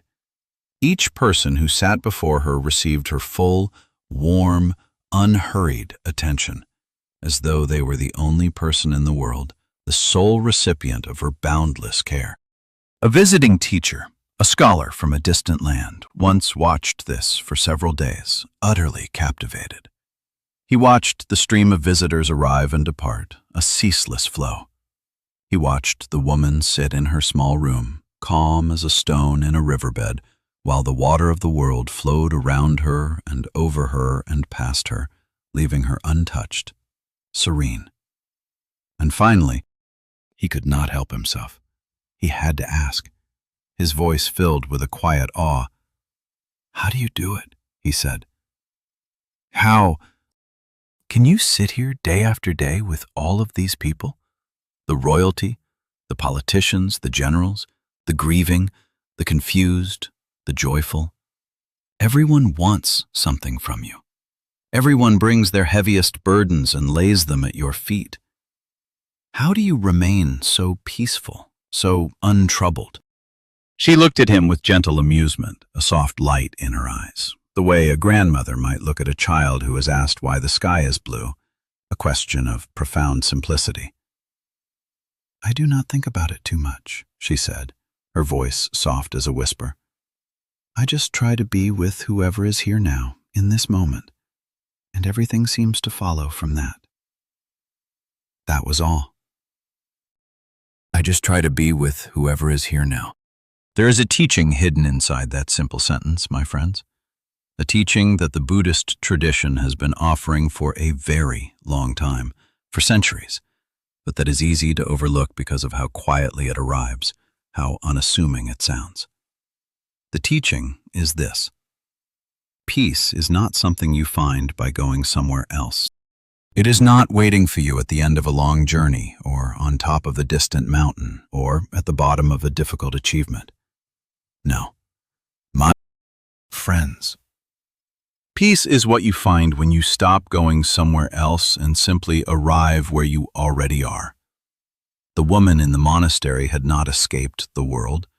The world was pouring through her door every single day. Generals and grieving mothers and restless politicians. The full, messy, complicated, beautiful human parade. A tapestry of joy and sorrow. But she was not trying to manage it or solve it or resist it or wish it were different. She was simply there, present, available, like a deep well that does not run dry no matter how many people come to draw water from it, offering refreshment to all who seek it. The Buddha himself spoke about this quality. He called it samadhi, which is sometimes translated as concentration, but which really means something more like collected stillness, a gathering of the attention into one place, one moment, a profound settling. Not a tense, forced focus like a clenched fist, but a relaxed, open settling, the way a bird settles onto a branch, the way snow settles onto a field, gently, naturally, without effort. One of the great leaders and peacemakers of the modern age, a man who helped guide the early years of the United Nations, a man of immense intellect and even greater heart, wrote something beautiful about this kind of inner stillness. He wrote, "When we come to the point of rest at the center of our being, we encounter a world where all things are at rest. And then a tree becomes a mystery, a cloud, a revelation, and each person we meet, an unexplored universe." Let that settle in for a moment, my friends. When we come to the point of rest at the center of our being, we encounter a world where all things are at rest. This is not a poetic exaggeration. It is a description of something real, something you may have tasted in your own life, perhaps fleetingly, perhaps only once. Have you ever had one of those moments when everything suddenly seemed vivid, alive? When the colors were brighter, the edges sharper, the sounds clearer. When the face of someone you have known for years suddenly looked new, as though you were seeing them truly for the first time, a fresh encounter? These moments tend to happen when we are not trying, when we have stopped rushing, when the mind, for whatever reason, has grown quiet, like a calm lake. Perhaps on a slow morning before the day has gathered its momentum, before the demands begin. When you are standing by a window with a warm cup in your hands and the light is just beginning to touch the rooftops, painting them with gold. Perhaps on a long walk when the rhythm of your steps has lulled the thinking mind to rest and the world seems to shimmer with a kind of gentle clarity, a quiet radiance. Perhaps sitting in a garden, watching the way the wind moves through the leaves and realizing you have not had a single thought for several minutes, simply being. Perhaps in the middle of the night when you have woken for no reason and the house is silent and the darkness feels not empty but somehow soft and full and alive, a comforting embrace. In those moments, the world reveals itself. Not a different world, this world. The same trees, the same sky, the same familiar room, but seen with fresh eyes. Eyes that are not clouded by plans and worries and the constant hum of what comes next. Everything looks the same and yet completely new, completely fresh, as though you have been given a gift you did not know you were missing, a jewel you had simply overlooked. The Buddhist tradition calls this clear seeing.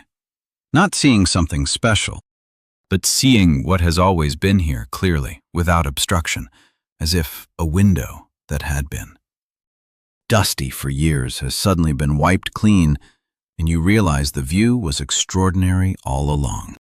There was a great anthropologist and thinker, a woman who spent her life studying how people live and grow and change in cultures all around the world.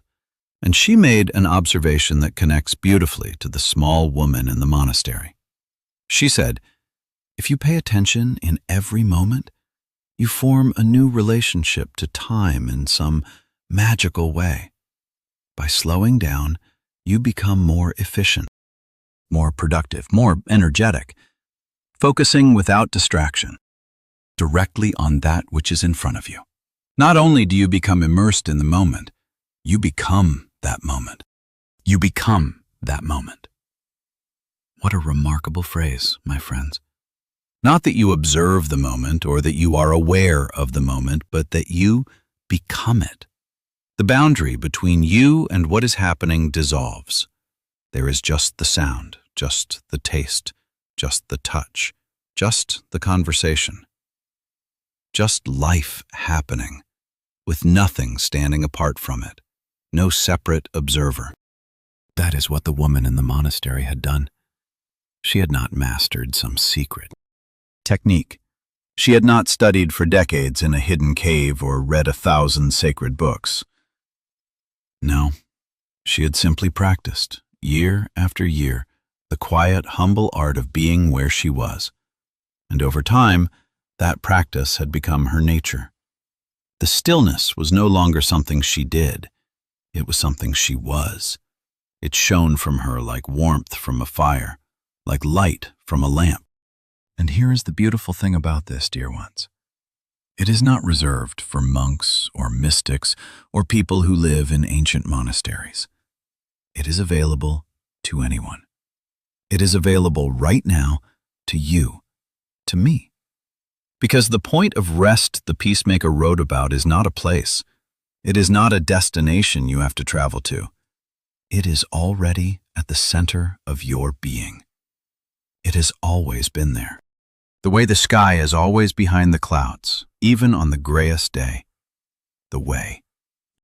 The ocean floor is always still, even when the surface is covered in crashing waves. You do not have to create this stillness. You only have to stop covering it up. Stop obscuring it with your thoughts and worries. There is a lovely old Zen saying, you cannot see your reflection in running water, only in still water. Think about that for a moment. A stream rushing over rocks, churning and frothing shows you nothing. Just fragments, broken light, a blur of movement. but a still pond on a calm morning with no wind will show you your face as clearly as any mirror. Every detail, every line, every truth reflected back with perfect clarity. This is what that woman in the great monastery understood so well. She knew that the stillness inside her was like a clear, calm pool. And when someone sat before her, no matter who they were, no matter what they carried, they could see their own reflection in that stillness. Not her answers, not her opinions, not her advice, no. Their own reflection, their own clarity, their own peace, mirrored back to them by the quality of her presence, by her unwavering acceptance.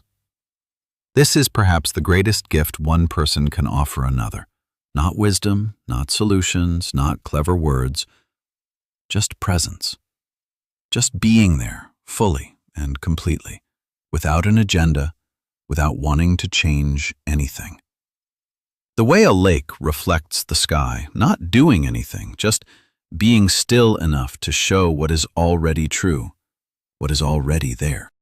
The Buddha, near the end of his life, his body frail but his mind clear as a mountain spring, was asked by a beloved student what the most essential teaching was. And he said simply, "Be a lamp unto yourself. Not unto me, not unto any teacher or book or tradition, unto yourself. Find the light that is already within you. Be still enough to see it, and then trust it." This is what the woman in the monastery did every day for all those years. She sat still. She trusted the light within her. And one by one, the people who came to see her discovered that same light within themselves. So as we rest here together, my friends, let us take a small moment to appreciate the simplicity of all this. Not to strive for some grand inner achievement, not to try to be more peaceful than we are, just to notice quietly that there is a place inside you that is already still, already at rest, already home. It does not matter how busy the day has been. It does not matter how many thoughts are still circling like birds searching for a branch, how many worries have not yet been set down. Beneath all of that, like the floor of a deep, clear lake, there is a stillness that has never been disturbed. It was there when you were a child, lying on the grass, looking up at the clouds, lost in wonder. It is here now, in this breath, in this body, and it will be here tomorrow, no matter what the day brings, no matter what storms may gather. The woman in the monastery knew this, and when she said, "I just try to be with whoever is here now," she was sharing the simplest and most profound truth she had found in all her years of living and teaching and sitting still, that you do not need to go anywhere to find peace. You only need to be fully where you are, to truly arrive in this moment, and everything gently and naturally follows from that. Let us pause here. Let whatever you are feeling settle in its own time, and when you are ready, we will continue on together. A great writer, a man whose words painted vivid pictures of life, once said that his tailor was the wisest person he knew. Not his professor, not his priest, not his doctor, his tailor. Why? Because every time the tailor came to see him, the tailor took measurements. He never assumed that last year's numbers would still be true. He never said, "Oh, I already know your size," with a dismissive wave of his hand. He simply brought his tape and his pins and his quiet concentration. And he measured the man as he was now, today. This body, this shape, this moment. It is such a small thing, is it not? A simple, practical act. And yet, when you think about it, it is something almost none of us do for the people in our lives. We measure someone once, perhaps years ago, when they were a child, when they were a young lover, and we carry that measurement forward. We decide who they are. We build a picture, a mental image, and then we hold them to it, sometimes for decades, without ever stopping to check whether it is still true, whether they have grown or changed. Our children grow and change, stretching into new forms. But we still see the awkward teenager, still hear the voice that cracked, uncertain words, still brace for the arguments that belong to a different year, a different season of their lives. Our partners evolve and deepen, their hearts becoming richer, more complex. But we still respond to the person they were 5 years ago, still expect the same reactions, still tell the same stories about who they are as if they were fixed statues. Our friends surprise us, and we feel confused, almost unsettled, because the surprise does not match the picture we have been carrying around in our pocket like a worn, faded photograph. We do it to ourselves as well, do we not, my friends? We carry old measurements of our own hearts. I am the kind of person who cannot do that, we tell ourselves. I always react this way. I will never be good at that. These are old tape measures, stretched and faded, that we keep pulling out and laying across our lives as though they still tell the truth, as though they are immutable laws. What if we could be more like the tailor? What if each time we met someone we love, or each time we met ourselves in the mirror, we could come with fresh eyes and an open tape measure and simply see what is here now, today, in this moment? What new possibilities might unfold? This is really a teaching about habits, my friends, about the patterns we build over time, the grooves we wear into the path of our thinking until the grooves become so deep that we forget there ever was a path at all, that there were other ways to walk. The Buddhist tradition has a great deal to say about habits, about these deeply ingrained patterns. In fact, one of the things that surprises people most when they first sit quietly in meditation is just how strong their habits are. You sit down, you close your eyes, you take a breath, and you intend to simply be still and present. Just here, just now. How hard can it be, you think? And within seconds, the mind is off, planning dinner, replaying a conversation from this morning, worrying about something next week, composing a letter you will never actually send, humming a song you heard 3 days ago and cannot seem to shake, remembering something embarrassing you said at a party years ago. On and on it goes, like a puppy that has been let off the leash in an open field, boundless energy, boundless curiosity. It is not a failure, my friends. It is simply what habits do. They run.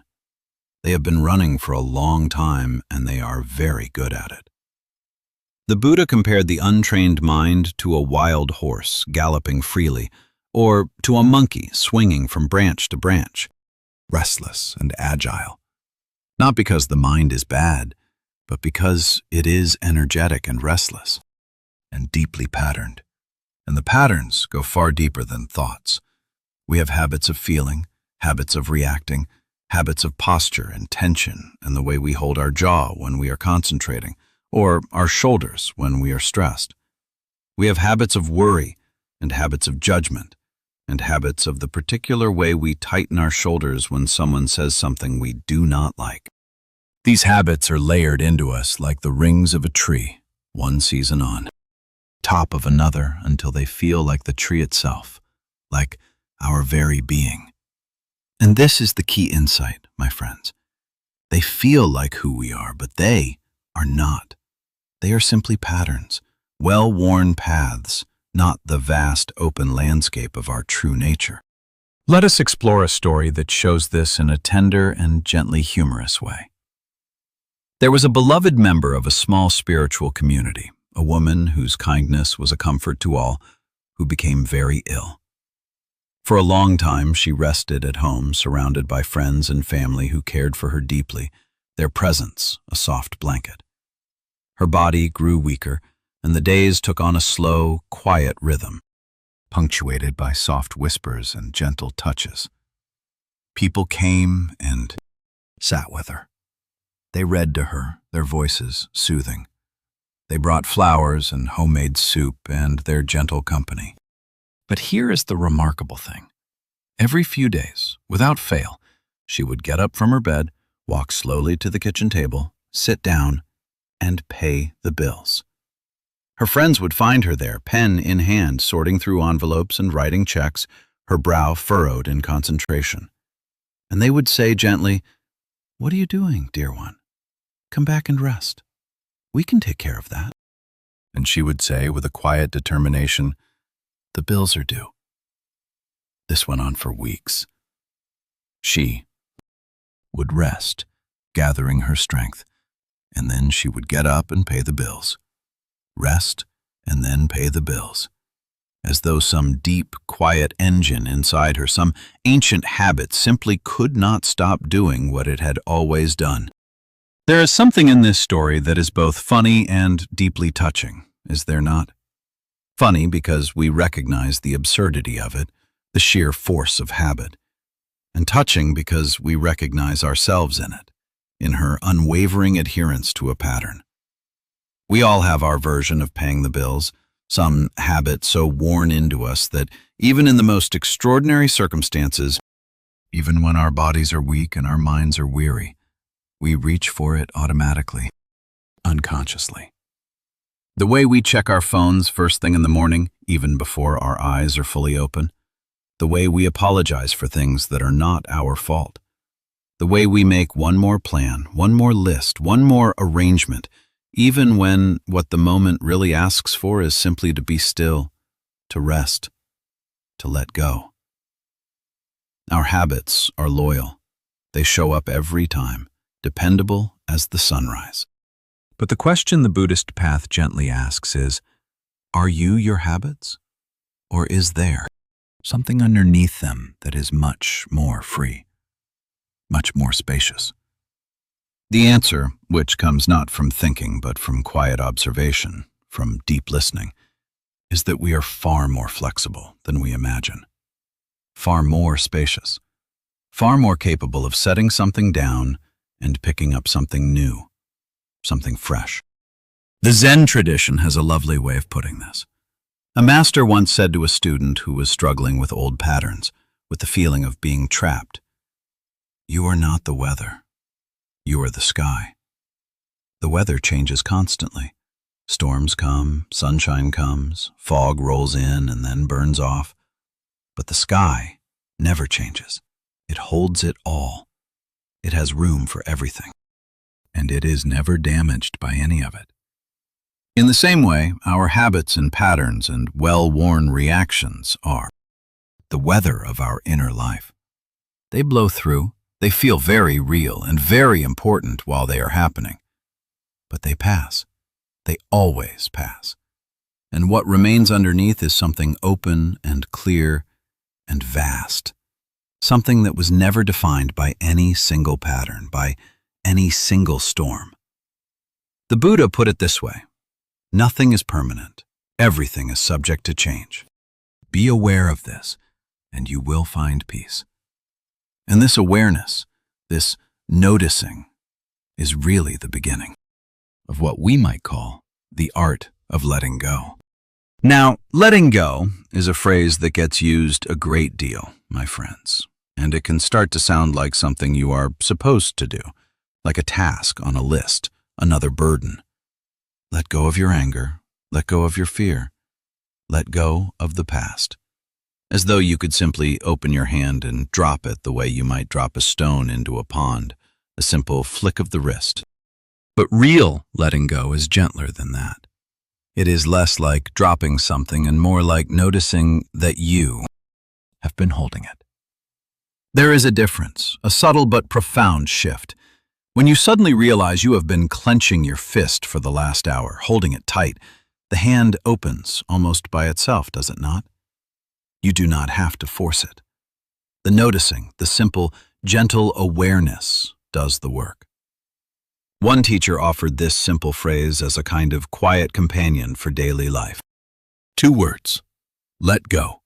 Not as a command, not as pressure, not as a demand, just as a gentle reminder.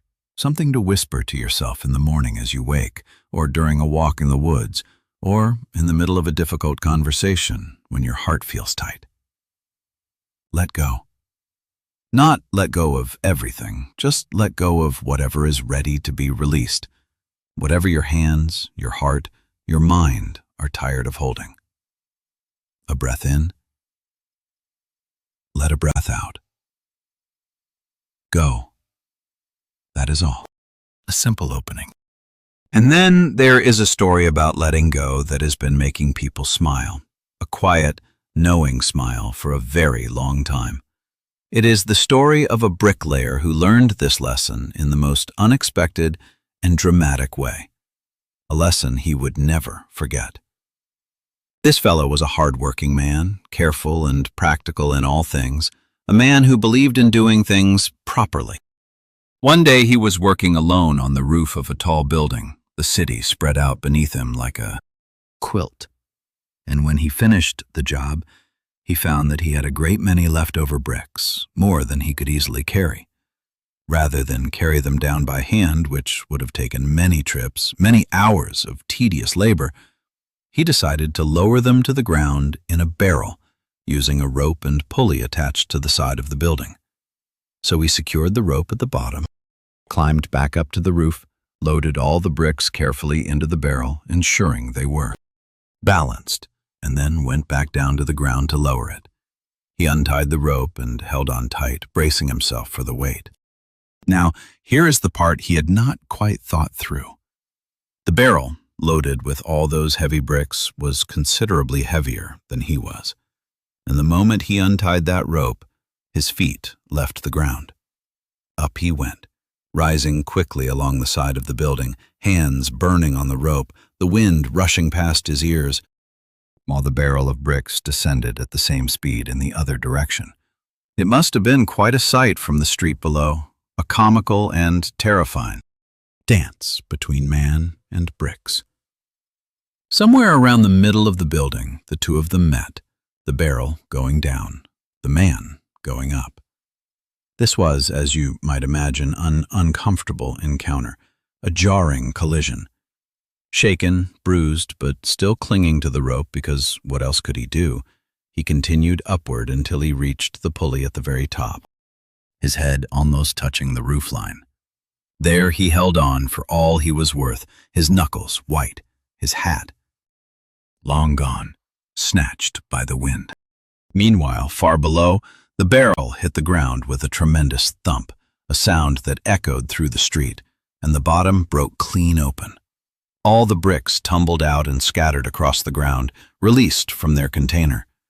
Now the barrel was empty and very light, and the man, still holding the rope up at the top, was very much not light at all.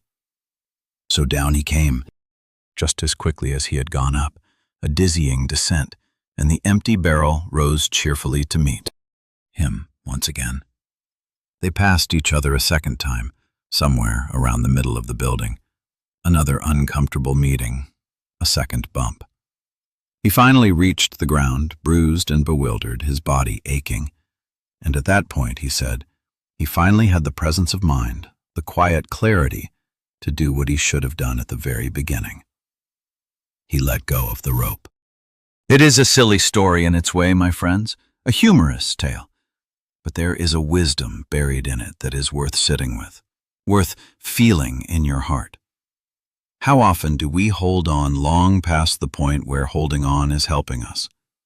How often do we grip tighter precisely when the situation, when life itself, is asking us to release? We hold on to old arguments, old grudges, old images of ourselves that no longer fit, like clothes that are too small. We hold on to the rope, even as it is dragging us up and down the side of the building, bumping and scraping, causing us pain, because we are afraid of what will happen if we open our hands, if we let go of control. And then when we finally do let go, what happens? We land on the ground. We are where we were always going to be. And the rope, which seemed so essential, so life-saving, turns out to have been the very thing causing all the trouble, all the suffering. Either we learn to let go, or life teaches us later, perhaps more harshly. That is how it works. And the beautiful thing is that life is patient.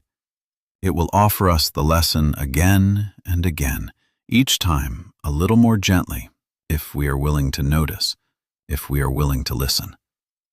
As the Buddha taught, in the end, only three things matter: how much you loved, how gently you live, and how gracefully you let go of things not meant for you. So perhaps tonight, as you rest here, as the fire embers glow softly, there is something small you might set down. Not the big things, not the things that feel impossible to release, not the deepest sorrows. Just something small. A worry you have been carrying today, like a pebble in your shoe. A tension in the body you've been ignoring. A tightness in your jaw or shoulders. A thought that keeps circling and circling like a bird looking for a place to land. A restless whisper in your mind. You do not need to push it away. Just notice it. Acknowledge it the way you might nod to someone you pass on the street. A quiet recognition. And then, if it is ready, if the heart feels a whisper of willingness, let it soften. Let the hand open just a little. Let the breath carry it. Let go. Like the tailor with his tape, fresh measurements, a new moment. A new chance to meet yourself and the world exactly as you are, right now, in this precious instant. Let us pause here for a moment. Let the body be easy. Let the mind be quiet. And when you are ready, we will continue on together. When a child sees snow for the first time, something extraordinary happens, does it not? Their world is suddenly transformed. They do not think about snow. They do not compare it to the snow they saw last year because there was no last year with snow, only sun-drenched days.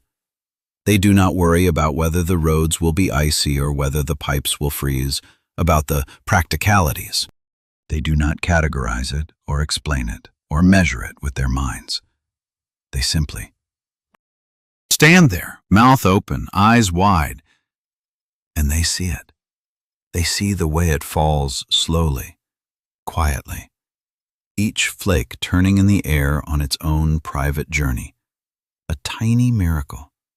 They see the way it lands on their sleeve and stays there for a moment, a tiny crystal of impossible delicacy before it vanishes into nothingness. They feel the cold on their cheeks and the profound silence it brings.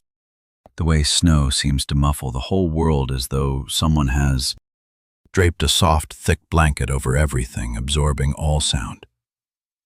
This is seeing without knowing.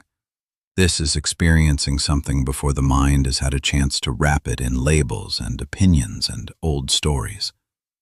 And it is one of the most precious capacities a human being possesses. The Zen tradition has a name for it. They call it beginner's mind, or shoshin. A beloved Zen master, one of the first to bring this tradition to the West, a man whose gentle humor and profound insights touched countless hearts, wrote something that has stayed with people for generations. He said, "In the beginner's mind, there are many possibilities. In the expert's mind, there are few." Think about that quietly, my friends. In the beginner's mind, there are many possibilities. In the expert's mind, there are few. When we are new to something, everything is alive. Everything is interesting. We ask questions that a seasoned person would never think to ask because the seasoned person already knows the answers, or thinks they do, their minds already filled with conclusions. We make connections that an expert would overlook because the expert's mind has already sorted everything into its proper drawer and closed. Sealed it shut. The beginner sees the snow, a wondrous crystalline marvel. The expert sees frozen precipitation, a scientific classification. And what this Zen master was suggesting, gently and with great warmth, is that the whole aim of spiritual practice is to keep this beginner quality alive. not to become an expert in meditation or wisdom or inner peace, but to remain always a beginner, always arriving fresh, always seeing for the first time, always willing to be surprised, to be delighted. He said, in fact, that this was the entire goal. The goal of practice is always to keep our beginner's mind, not to graduate from it, not to move beyond it, but to return to it again and again, the way the tide returns to the shore ceaselessly. There is another teaching from a different Zen master that takes this even further into the very heart of unknowing. This teacher was known for answering the great questions of life with two simple words. A student would come to him, perhaps after years of study, and ask, "What is the meaning of life?" And he would say quietly, with a soft smile, "Don't know." Where do we come from before we are born? Don't know. What happens after this life? Don't know. What is love? Don't know. What is consciousness? Don't know. Now, this was not ignorance, my friends. It was not laziness or evasion or a lack of caring. Quite the opposite. If you looked at his face when he said these words, you would not see blankness or boredom. You would see something shining, an aliveness, a warmth, a tenderness even, as though the not knowing itself were a door he had walked through into some vast and sunlit room that the rest of us were still looking for the key to. He was teaching his students something that goes against almost everything our culture tells us, everything we are taught from childhood. Our culture says, know the answer, be certain, have a plan, have an opinion, be decisive. The person who says, I don't know in a meeting is the one who feels embarrassed, who apologizes. The person who says, I don't know at a dinner party quickly changes the subject, feeling inadequate. But this teacher was saying the opposite. He was saying that don't know is the most honest and the most alive place a mind can be. That it is the place where real learning happens, where real seeing happens, where life in all its wild and unpredictable beauty can actually reach us, can touch us directly. He was teaching his students that the deepest kind of freedom does not come from finding all the answers, from pinning everything down. It comes from being, willing to rest in the questions, to hold them lightly, the way you might hold a bird in your open palm, not gripping, not squeezing, not demanding that it sing for you. Just letting it sit there alive and warm and free to fly whenever it is ready. Don't know is not a failure. It is an opening. It is the mind saying, I am available. I am not full. I am not finished. There is room in me for something new, something I have not imagined yet, something beyond my current understanding. The Christian mystics, in their own beautiful language, had a similar understanding for this same experience. They called it the cloud of unknowing. It comes from a small anonymous book written many centuries ago by a contemplative who understood that the deepest encounters with the sacred do not happen through the intellect, through logical thought. They happen when we are willing to set down what we think we know and step into the cloud, into the soft, quiet, luminous not knowing, into the place where the mind is still and the heart is open and something beyond words can finally reach us, can finally touch the deepest part of our being. And a modern philosopher and teacher, someone who spent his life exploring the meeting place between Eastern and Western wisdom, called it the wisdom of insecurity. He noticed that most of our anxiety comes from trying to make life secure, trying to pin everything down, trying to know in advance exactly how things will go, to control the future. We want guarantees. We want promises. We want someone to tell us that everything will be fine and mean it, with absolute certainty. But life refuses to be pinned down. It is too alive for that, too creative, too full of surprises, both tender and startling, both joyful and heartbreaking. And the harder we try to hold it still, the more anxious we become. Because we are fighting a battle we can never win. It is like trying to hold water in a clenched fist. The tighter you squeeze, the faster it slips through your fingers, lost to your grasp. The wisdom, this teacher suggested, is not in finally finding security at last. It is in discovering that we never needed it in the first place.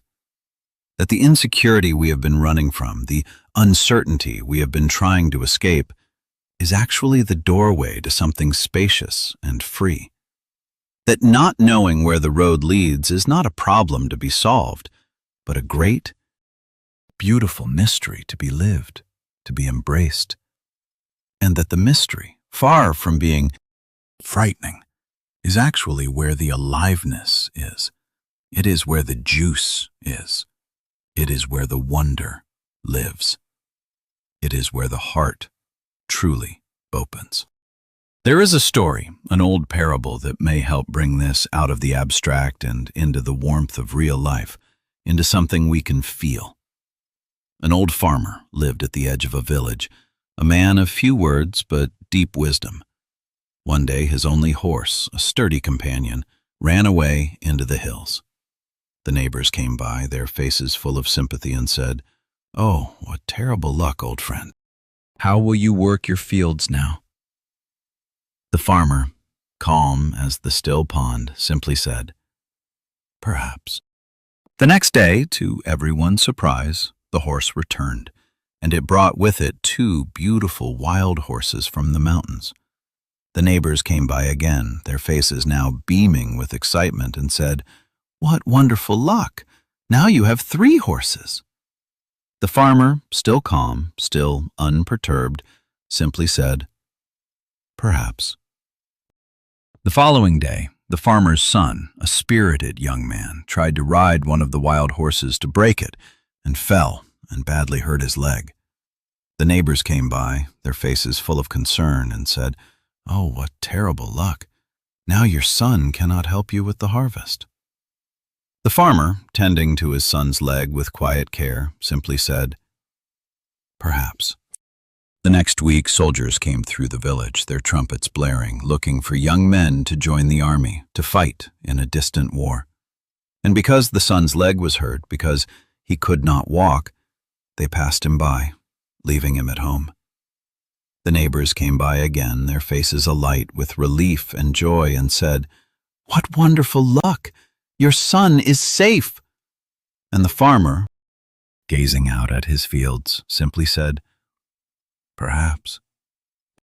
This story has been told in many versions, in many cultures, for a very long time, its simple truth echoing through generations. And what it points to is not that the farmer was indifferent, my friends. He loved his horse. He loved his son. He worried about the harvest and the weather and all the things that farmers worry about, all the uncertainties of life. He was not made of stone. But he had learned something that most of us are still in the process of learning. He had learned that he could not see the whole picture, that life is like a tapestry being woven from behind, and from where we stand, in our small human perspective, we can only see a few threads at a time, a small corner of the vast design.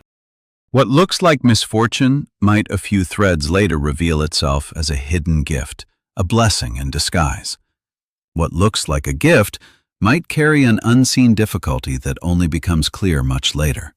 And so, the wisest response in any moment was not to judge too quickly, not to stamp good or bad on every event as it arrived, but to stay open, to wait, to trust the unfolding, to give life room to show its full design before drawing conclusions. Perhaps that one, gentle word, holds a world of spaciousness. It is beginner's mind applied to the events of our daily lives. I do not know yet what this means, and that is all right. I will wait and see. I will stay curious. I will keep my heart open. Now, this kind of openness can feel uncomfortable at first, my friends. We are so used to knowing, or at least to pretending that we know. Our minds are wonderful organizing machines. They sort and label and categorize everything from the moment we wake up until the moment we fall asleep. This is good, that is bad. This is what I want, that is what I fear. This is who I am, that is who you are. And all of this sorting is useful up to a point. It helps us cross the street and cook a meal and have a conversation. But when we mistake the labels for the reality, when we cling to our categories as absolute truth, we lose something precious. We lose the freshness. We lose the wonder. We lose the ability to be surprised by the people in the world around us. A flower is not the word flower. A sunset is not the word sunset. The person sitting next to you, your dear friend, is not the collection of adjectives you have assigned to them over the third. The years. They are something far more mysterious and alive than any label could ever contain. The Buddha encouraged his students to look past the labels, to see with fresh eyes. He said, "Do not believe something merely because you have heard it, or because it is spoken by many, or because it is found in your books, or because it is taught by your teachers. But after observation and analysis, when you find that anything agrees with reason and is conducive to the good and benefit of all, then accept it and live up to it." This is radical openness. This is the mind of someone who is willing to set down what they have been told and look, truly look, at what is actually here, in this moment, in their own experience. Perhaps the most comforting thing about all of this, my friends, is that beginner's mind is not something you have to build or earn or achieve. It is something you already have. You were born with it. It was the way you met the world on the very first day, with wide-eyed wonder, and it has never left you. It has only been covered over, layer by layer, year by year, by all the things you have learned and decided and concluded, by all the labels and stories. Beneath all those layers, the beginner is still there, still wide-eyed, still curious, still capable of seeing snow as though it were falling for the very first time, still capable of looking at the face of someone you have loved for 30 years and thinking, "Who are you really? I do not know." And how beautiful that is, this open-ended mystery. And returning to that mind does not require years of training or special conditions. It can happen in a single breath, in a single moment of quiet noticing. You are walking down a familiar street, a street you have walked 100 times before, and something shifts. The light falls differently through the trees. A bird sings a note you have never quite heard. The smell of rain on warm pavement reaches you, and for just a moment the street is brand new. You have never been here before. Everything is vivid and surprising and wonderfully, achingly close. That is beginner's mind. Arriving uninvited, like a guest you forgot you had been waiting for. That is the cloud of unknowing parting for just a moment to show you the vast, clear sky behind it, the boundless spaciousness. The Zen tradition says, "Not knowing is most intimate." Meaning, when the mind stops pretending it has everything figured out, that is when it is closest to the truth. That is when life can actually touch us, not through our ideas about it, but directly, skin to skin, heart to heart. This moment, meeting this awareness with nothing in between, no filter, no separation.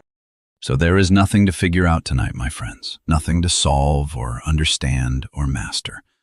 Just a gentle invitation to let the knowing rest for a while, to let the labels soften, to let the categories blur at the edges like colors in a watercolor painting left out in the rain, merging into new hues. What remains when we stop knowing? Not emptiness, not confusion, something much kinder than that. A spaciousness, a readiness, a quiet willingness to meet whatever comes next with open hands and open eyes, with a heart ready for anything. don't know.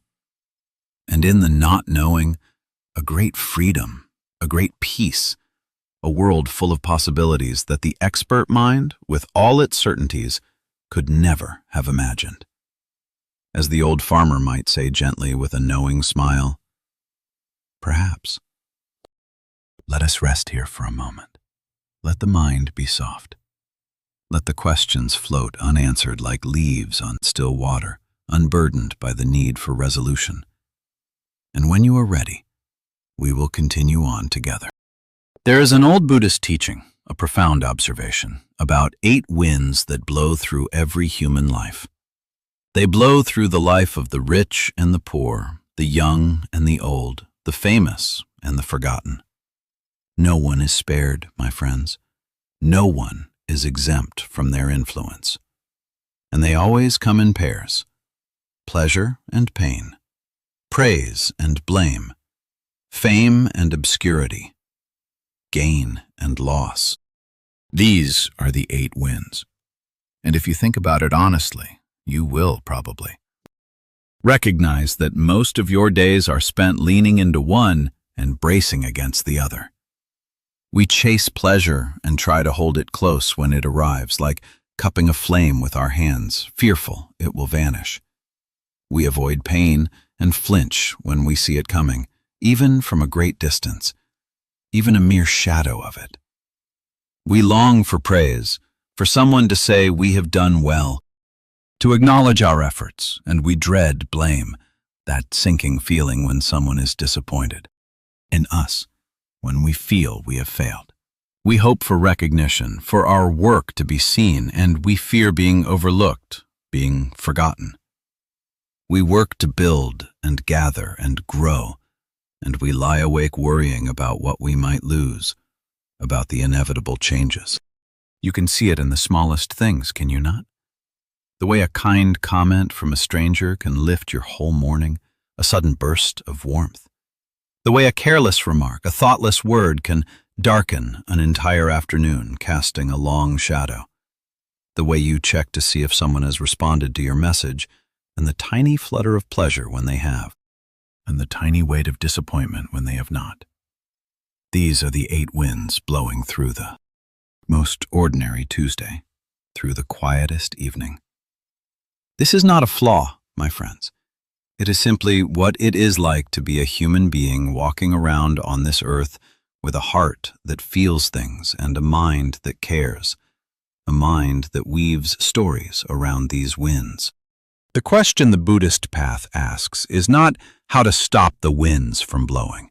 That is not possible, and it would not even be desirable, for a life without any wind at all would be very still and very empty, like a painted scene. The question is something gentler and more interesting. How do we find our balance in the middle of them? How do we learn to dance with the winds, rather than fight against them? There is a story about a teacher, a man of quiet dedication who had spent many years writing a book. It was a book about the things closest to his heart, the teachings and practices that had shaped his life, that had brought him peace. He worked on it carefully over a long time, choosing his words with the kind of attention a gardener gives to a difficult and beautiful plant, nurturing each sentence, each phrase. When the book was finally published, something unexpected happened. People liked it quite a lot. It began to appear on bestseller lists. Friends called to congratulate him, their voices full of pride. Students told him it had changed their perspective, opened new doors for them. Letters arrived from strangers in distant places, their words filled with gratitude, thanking him for words that had touched them during difficult times, that had offered comfort. The teacher was pleased. Of course he was. He was a human being with a heart that feels things just like anyone else, just like you. One morning he walked to a shop near his home to buy the newspaper. He wanted to check whether the book was still on the list, a small, human desire. It was a small thing, a quick errand, but as he walked, something caught his attention. A quiet voice inside him, a whisper from the deep well of his own awareness. The kind of voice that only speaks when you are paying attention, when you are truly listening. Am I attached to this? The voice asked with gentle probing. He kept walking, pretending not to hear, but the question lingered. And then another voice, warmer and a little amused, answered back from within, "Of course you are attached. Otherwise, why would you be walking to the shop to buy the newspaper?" He stopped on the sidewalk and smiled. Not a smile of defeat or shame, not a grimace of self-judgment, but a smile of recognition. The kind of smile that comes when you catch yourself doing something very human, very ordinary, and decide to be kind about it rather than harsh. This is an important moment, my friends. Because in many traditions, the goal of spiritual life is sometimes presented as a kind of immunity, as though if we practice long enough, we will. Stop caring about praise and blame. We will float above it all, untouched, serene, like a statue on a mountaintop, indifferent to the world. But that is not what the Buddha taught, and it is not what this teacher discovered on his walk to the shop. What he discovered was simpler and more honest than immunity. He discovered that he could see his own attachment clearly, without pretending it was not there, without hiding it from himself, and without punishing himself for having it. He could say, "Yes, I care about this. I am pleased when people like my work. I feel a little sting when they do not." And in the seeing, in the honest, warm, gentle seeing, there was a kind of freedom. Not freedom from the winds, but freedom in the winds. He could feel the winds blowing, but he was not swept away by them. There is a wonderful phrase from the Zen tradition that speaks to this beautifully, that offers a profound comfort. It goes, "To be without anxiety about non-perfection."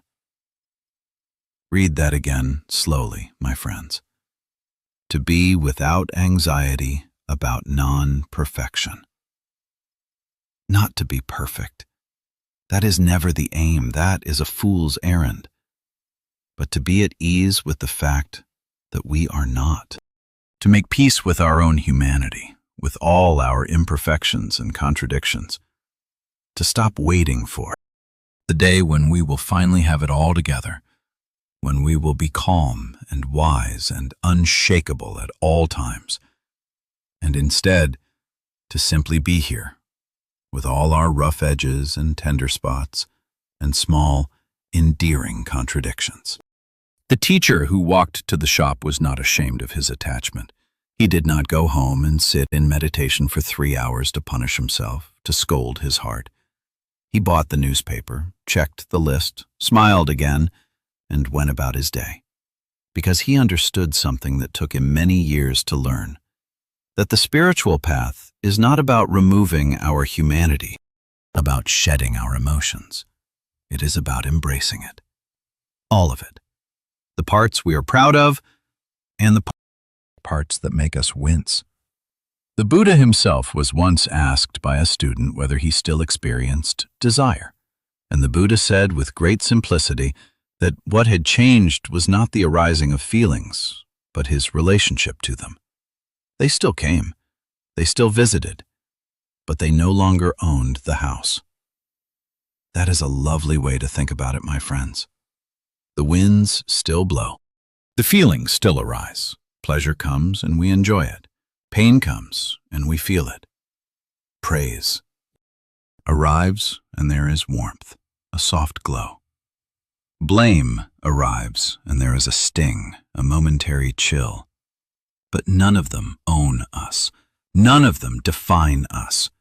They are visitors passing through a house that belongs to something much deeper and much more still. A vast, unchanging awareness. There was another writer, a woman who lived in a small town, her house filled with the scent of old paper and quiet stories, and she poured her whole heart into her novels. And when a new book came out, she did something that makes anyone who has ever created anything, anyone who has ever poured their soul into a craft, smile with recognition. She would call the local bookshops one after another, using different voices each time, disguising her voice, and ask, "Excuse me, me? Do you carry the books of—" And then she would say her own name, a slight tremor in her voice, hoping they would not recognize her. She just wanted to know they were there, on the shelves, being seen, being available, waiting to find their reader. There is something so tender about this, so recognizably human, is there not? This woman was not lacking in talent or confidence. She was brilliant and funny and fiercely original. But she cared. She wanted her work to matter. She wanted it to reach people, to touch their hearts. She wanted to know that the words she had labored over in solitude were now out there in the world, sitting on a shelf somewhere, waiting for the right person to pick them up and feel less alone, too. Find a companion in her stories. And that caring, that wishing, that hoping, it is the most natural thing in the world, the most human. It is the wind of wanting to matter, the wind of wanting to be seen. And it blows through every single one of us, my friends. No matter how wise or how practiced we may be, no matter how serene our outward appearance. The 8 winds blow through every life. Through the life of the meditator, and the life of the novelist, and the life of the baker, and the life of the teacher. Through the life of the monk sitting in silence, and the life of the parent checking their phone to see if anyone appreciated the meal they spent all afternoon preparing, if their efforts were seen. We are all in the same weather, my friends, every last one of us. And the path is not about finding a place where the weather cannot reach us, a sheltered corner where no wind blows. It is about learning to walk in the rain with a certain grace, to feel the drops on our face and keep going, not because we do not notice them, but because we have made friends with the sky, with the very elements of life. There is a passage from the ancient Chinese Book of Wisdom, the Tao Te Ching, that speaks to this with great elegance, with a quiet flow. It says, in its own flowing way, "Rushing into action you fail. Trying to grasp things, you lose them. Forcing a project to completion, you ruin what was almost ripe." Think of how often we do this, my friends. We push a conversation past the point where it should have been left to rest, to settle. We hurry a decision that needed another week of quiet thought, another season of contemplation. We force a relationship into a shape it is not ready for, a mold that does not fit. We try to make a child grow up faster, or a garden bloom sooner, or a wound heal on our schedule rather than its own natural timing. The Tao says the wise person takes action by letting things take their course. She remains as calm at the end as at the beginning. She does not force. She does not rush. She does not try to make the fruit ripen by pulling on the stem, for that only bruises it. This is not passivity, my friends. This is patience. This is the deep, quiet confidence that things have their own timing, and that our job is not always to push, but sometimes simply to be present and let life do what it knows how to do, with its own inherent wisdom. There is a saying often shared in Buddhist circles: "You cannot pull a flower open. You can only let it bloom." And the blooming has its own schedule, its own wisdom, its own perfect, unhurried unfolding. So what does all of this mean for us in our ordinary, beautiful, imperfect lives, in the midst of our daily struggles and joys? Perhaps it means that we can be a little kinder to ourselves about the ways we are blown by the winds, a little more forgiving of our attachments and our desires and our small human hopes, our longings. Perhaps it means we can stop pretending that we are above it all, that we are untouched by these forces, and instead simply notice with warmth and a touch of humor that we are right in the middle of it. I care about this. I want this to go well. I hope they like me. I wish this had not happened. I am proud of what I made. I am stung by what they said. Yes, all of that. And none of it needs to be a problem. None of it needs to be fixed or corrected or transcended. It simply needs to be seen, held gently, that with the same kindness we would offer a dear friend who came to us with exactly the same struggles, same human heart. There is a teaching attributed to the Buddha that goes, "You yourself, as much as anybody in the entire universe, deserve your love and affection." This is not self-indulgence, my friends. It is the foundation of everything. Because until we can meet our own wins with kindness, until we can embrace our own humanity, we will always be fighting them. And fighting the wind, as anyone who has ever stood on a hilltop in a storm can tell you, is exhausting and futile work. The 8 winds will blow tonight and tomorrow and every day that follows. There will be pleasures and there will be pains. There will be moments of recognition and moments of being overlooked. Things will be gained and things will be lost. This is guaranteed, a certainty in an uncertain world. And the invitation, the gentle, ancient, ever-patient invitation of the Buddhist path, is not to conquer the winds, but to find the still point within them, the place inside that is not moved. Not because it does not feel, but because it is rooted in something deeper than any wind can reach, like a great tree in a storm. The branches sway, the leaves fly, the bark creaks and groans with the effort of standing in the wind, but the roots hold. Deep in the dark, quiet earth where no wind reaches, the roots hold fast. They grip the soil with a strength that has nothing to do with force. It is the strength of belonging, of being planted, of having been there a long time, and knowing in some deep and wordless way that this is home. And the tree remains, not unchanged. The storm will leave its marks. A branch may break. Some leaves will be carried away. But the tree remains, standing, breathing, reaching toward the light, drawing sustenance from the earth. You have those roots, my friends. They are in you, right now. Even as the winds blow, even as the storms rage, they have always been there, holding you to this earth, holding you to this life, steadfast and true. You may have forgotten them in the noise and rush of the day, in the clamor of worries, but they have not forgotten you. The Zen master, who was asked to summarize all of Buddhism in a single phrase, once said simply, "An appropriate response. That is all." Not a perfect response, not an enlightened response, just an appropriate one. Meeting each moment as it comes with whatever kindness and wisdom and humor you can bring to it. The winds blow and you are here.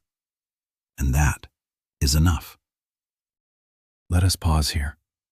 Let whatever is moving inside you move at its own pace, like clouds drifting across the sky. And when you are ready, we will continue on together.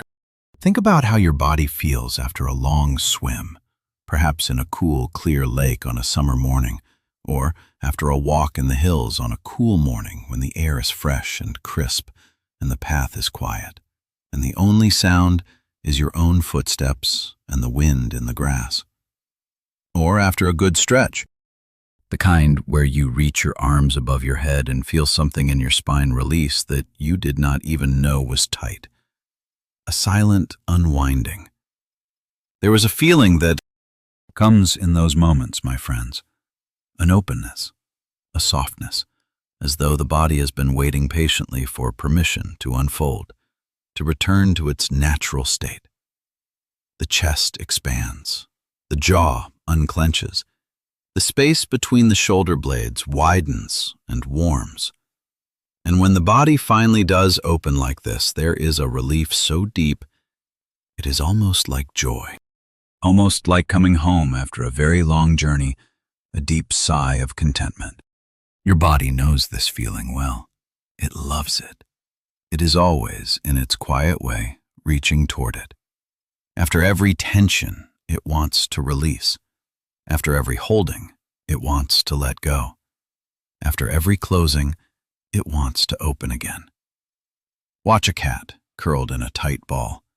After it has been startled, it freezes, every muscle tight, poised for flight. And then, moments later, it stretches out in the sun, long and soft and completely at ease, all tension vanished. The whole cycle from contraction to expansion is natural and effortless. The body knows the way back. This is its nature. This is what it was built for, not the tightness. The tightness is temporary, a response to something that frightened or hurt, a momentary defense. What is natural, what the body always returns to when it can, is openness. And forgiveness at its deepest is this same movement, not in the muscles and the bones, but in the heart, in the very core of our being. Now, forgiveness is a word that can make people tighten up rather than soften, can it not? It carries a great deal of weight, a heavy burden. For some, it sounds like something you are supposed to do, like a duty or an obligation, and the very idea of it feels heavy, like a stone in the heart. For others, it sounds like being asked to pretend that something painful did not happen or that it did not matter, to dismiss their own suffering. And for many of us, it brings up the face of a particular person or a particular memory, a wound that still feels raw, and the chest closes rather than opens in a defensive reflex. So let us set all of that aside for a moment, my friends. Let us not talk about forgiveness as an idea or a moral principle, as a difficult command. Let us talk about it as something much simpler, as a movement, as the heart doing what it naturally does when it is given the space and the time and the tenderness it needs. The way a clenched hand held long enough eventually wants to open, to relax. Not because someone tells it to, not because it should, but because. Opening is what hands do when they are no longer afraid, when the danger has passed. A beloved writer, a man of profound insight, once put it this way in his own quiet words. He wrote something like, "For so long I insisted that you alone were to blame. And then in this one instant, my eyes opened and I offered you all the tenderness and forgiveness I had been holding back for so long." There is something in those words that is worth sitting with, my friends. The phrase, "I had been holding back," because that is what unforgiveness is. It is a holding back, a withholding, not just of kindness toward the other person, but of something we are withholding from ourselves. A softness we will not let ourselves feel, an openness we will not let ourselves return to, a freedom we are refusing because some part of us believes that staying tight and closed is the same as staying safe, that it offers protection. And in one sense it is. Closing the heart is a kind of protection. When we have been hurt, the heart closes the way a sea creature pulls into its shell, seeking refuge. This is wise. This is the body's intelligence at work, a natural defense. We do not need to judge ourselves for it. But the shell was never meant to be permanent. It was meant to be a shelter, a temporary refuge, not a home. And at some point, when the danger has passed, when enough time has gone by, when the waves have gentled, the creature is meant to open again, to reach back out into the water, to feel the current on its soft, unprotected body, and to be alive again, fully alive, in a way that is only possible when we are open, when we are vulnerable. A wise observer of human nature, a man who saw the complexities of the human heart, once wrote something honest and gently humorous about forgiveness. He said, in effect, that everyone thinks forgiveness is a lovely idea, right up until they have something to forgive. And that is true, is it not? In the abstract, forgiveness sounds beautiful, noble, generous. But when it is your own hurt, your own wound, your own disappointment or betrayal, it feels entirely different. It feels impossible. It feels like too much to ask. And perhaps that is because we misunderstand what forgiveness actually is. Forgiveness is not saying that what happened was acceptable. It is not pretending.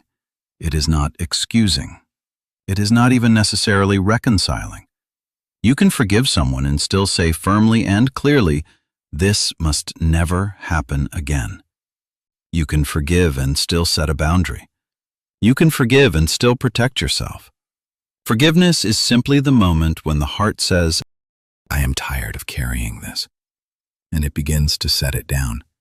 Not all at once, not in a single, dramatic gesture, more like the way snow melts in spring, slowly, gradually, one drop at a time, until one day you notice that the ground is clear again and you cannot remember exactly when it happened, only that it did, quietly, naturally. The Buddha spoke of this with great tenderness. He said, "Holding on to anger is like grasping a hot coal with the intent of throwing it at someone else. You are the one who gets burned." This is not a judgment, it is an observation, a compassionate one. He was not scolding anyone for their anger, he was simply noticing that the one who suffers most from unforgiveness is the one who carries it, the one whose hand is burned. Let us explore a story about what forgiveness can look like when it moves out of the private heart and into the world, into the public sphere. In a country that had known many years of difficulty, a land scarred by conflict and old grievances, a group of monks and nuns decided to walk for peace. The land had been divided by old grievances and long-held fears, like deep chasms. People in different regions did not trust one another. Villages that had once been neighbors, sharing laughter and meals, had become strangers, their doors closed. The air between them was thick with old pain, with suspicion and resentment. And so these monks and nuns set out on foot to walk through the countryside, a long, arduous journey. They walked slowly, deliberately, their robes moving softly in the breeze. Their bare feet touched the dust of the road with care, as though each step were a kind of prayer, a sacred offering. And in fact it was. With each step, they offered a quiet intention, an intention for peace, for kindness, for the softening of old wounds, for the possibility that people who had turned away from each other might one day turn back, might find their way home to one another. They carried with them small vessels of water, and as they passed through the villages, they would stop and gently sprinkle the water over the people who came out to meet them. It was an ancient blessing, a gesture as old as the tradition itself. The water of forgiveness, the water of loving kindness, a way of saying, without any words at all, we are still here. We remember who we are, a shared humanity, and we wish you well. We wish you peace. The villagers would come out of their homes slowly, cautiously at first, standing by the roadside, watching these quiet figures pass, their faces wary. Children would come running, their curiosity overcoming their parents' apprehension. Elders would stand in doorways, shading their eyes against the sun, watching with a lifetime of experience in their gaze. Some people were simply curious, drawn by the unusual sight. Some were deeply moved, tears silently streaming down their faces that they did not bother to wipe away and did not need to explain. Something in the sight of those walking figures, that gentle procession of peace through a troubled land, touched a place in them that words could not reach, a deep longing for healing. Some of the men who had carried their grievances for years, their burdens heavy, came out and laid them down in their own way, quietly by the side of the road, a silent surrender. They said in their own words, with a quiet sincerity, something like, "Yes, we too wish for peace. We too are tired of this weight, this endless carrying." The old monk who led the walk was asked afterward how he had found the courage to set out on such a journey into such difficult terrain, into so much unresolved pain. And he said something simple and beautiful. He said, "If we cannot trust enough to walk, how can there ever be peace? If we cannot trust enough to walk, that is forgiveness in its bravest form, my friends. Not waiting until it is safe, not waiting until the other side is changed, until they have apologized, but stepping out with open hands and an open heart because someone has to go first. Someone has to be the one who sets down the stone, who offers the first step towards healing." And this brings us back to where we began, to the body, to the breath, to the simple physical truth that your body loves to be open. Think about the feeling after a good cry, not during it, after. When the tears have done their work, washing away the pain, and the chest is empty and soft, and there is a quietness that was not there before, a sense of release. The eyes are clearer, the shoulders are lower, something has been washed clean, renewed. Or think about the feeling of being outside on the first warm day after a long cold winter, the sun on your face, the bare skin of your arms feeling the air, a warmth that goes deeper than temperature, a sense of being welcomed back into the world, into life. That is what forgiveness feels like in the body. Not an idea, not a decision, but a release, an opening, a return to something that was always there, waiting beneath the tightness and the holding, beneath the armor. The Buddha taught that our deepest nature is not the contracted, defended, armored self that we build up over the years, brick by brick. Our deepest nature is open, warm, vast, like the sky after the clouds have passed, after the storm has cleared. And every act of forgiveness, no matter how small, is a glimpse of that nature. A window thrown open in a room that has been closed for too long, letting in fresh air and light. Now, it is important to say this gently. My friends, forgiveness has its own timing. It cannot be rushed or forced or demanded. If you try to forgive before you are ready, the heart knows and it resists, and the whole thing feels false, feels like an empty gesture. There is no schedule for this. There is no deadline. Sometimes forgiveness comes quickly, like a sudden rain shower that clears the air in minutes, leaving everything fresh. And sometimes it takes years, a slow, arduous journey. Sometimes it happens in layers. You forgive a little, and then you stop, and then months later you forgive a little more as the heart gently opens further. Like peeling an onion gently, one thin layer at a time, revealing more of what is beneath.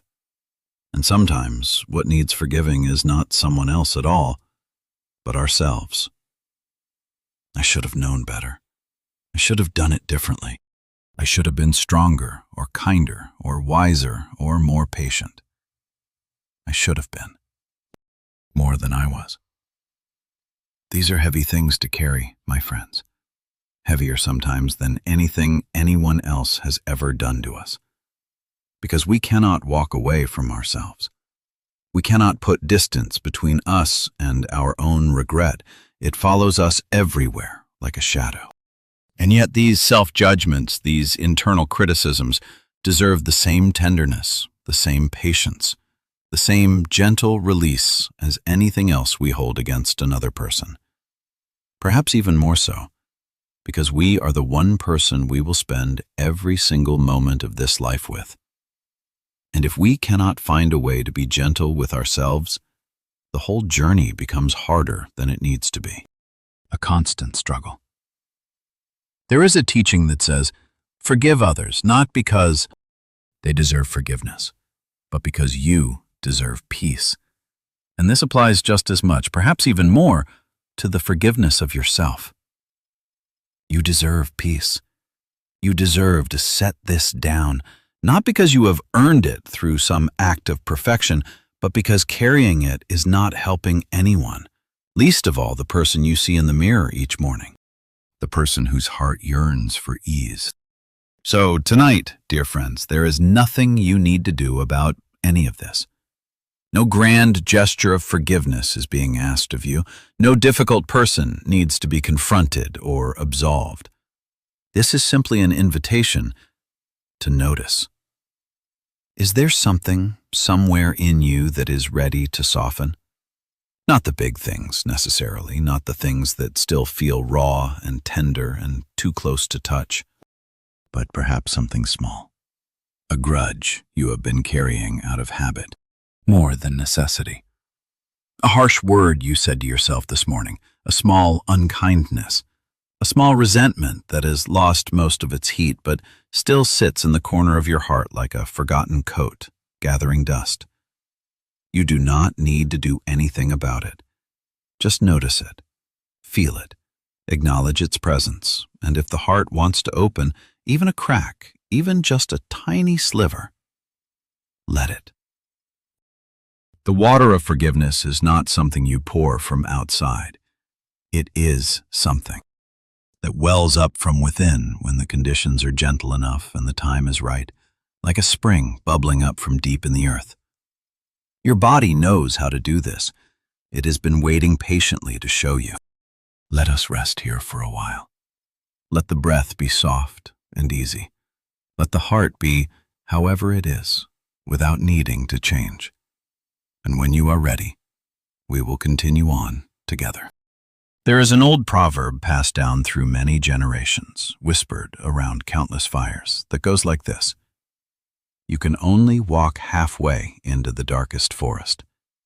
After that, you are coming out the other side. Let that arrive gently, my friends, like a soft breeze. You can only walk halfway into the darkest forest. After that, every step you take is a step toward the light. Imagine it, if you like. A forest so thick and deep that the canopy above blocks out most of the sky, casting perpetual twilight. The path is narrow, winding, almost swallowed by the undergrowth. The light is dim, diffused, barely penetrating the dense foliage. The trees press close on either side, their trunks dark and ancient, their roots tangled across the ground like the gnarled fingers of old hands, tripping your steps. It feels endless. It feels as though you could walk and never reach the other side, never see the sun again. But you keep walking, one step, then another, your feet steady on the uneven ground. And slowly, so slowly, you almost do not notice it, almost miss the subtle shift. The light begins to change. A softness enters the air. The spaces between the trees grow wider. A patch of blue appears above you, then another. A bird sings somewhere ahead, a clear, sweet call. And you realize with a quiet start that you have passed the middle. You did not see a marker. There was no signpost. But somehow the forest is thinning and the light is growing. And each step now is a step toward open ground, toward clarity. There is something in this image that the heart recognizes before the mind is even finished forming it. A quiet reassurance. A reminder that darkness, no matter how deep it feels, has a middle. And once you have reached that middle, the direction changes. Not because you did anything special, not because you solved a puzzle or found a hidden key, but because that is the nature of forests. They do not go on forever. They have edges, and the light is always, always waiting on the other side. Patiently, faithfully. We have traveled together tonight through many rooms of the same house, this house of human experience. We have listened to the river beneath all things, flowing and changing without pause. We have chased the sunrise in an airplane and discovered that the present moment is the only time there is, the only reality. We have laid our weight down and felt the great winds that carry us, seen and unseen.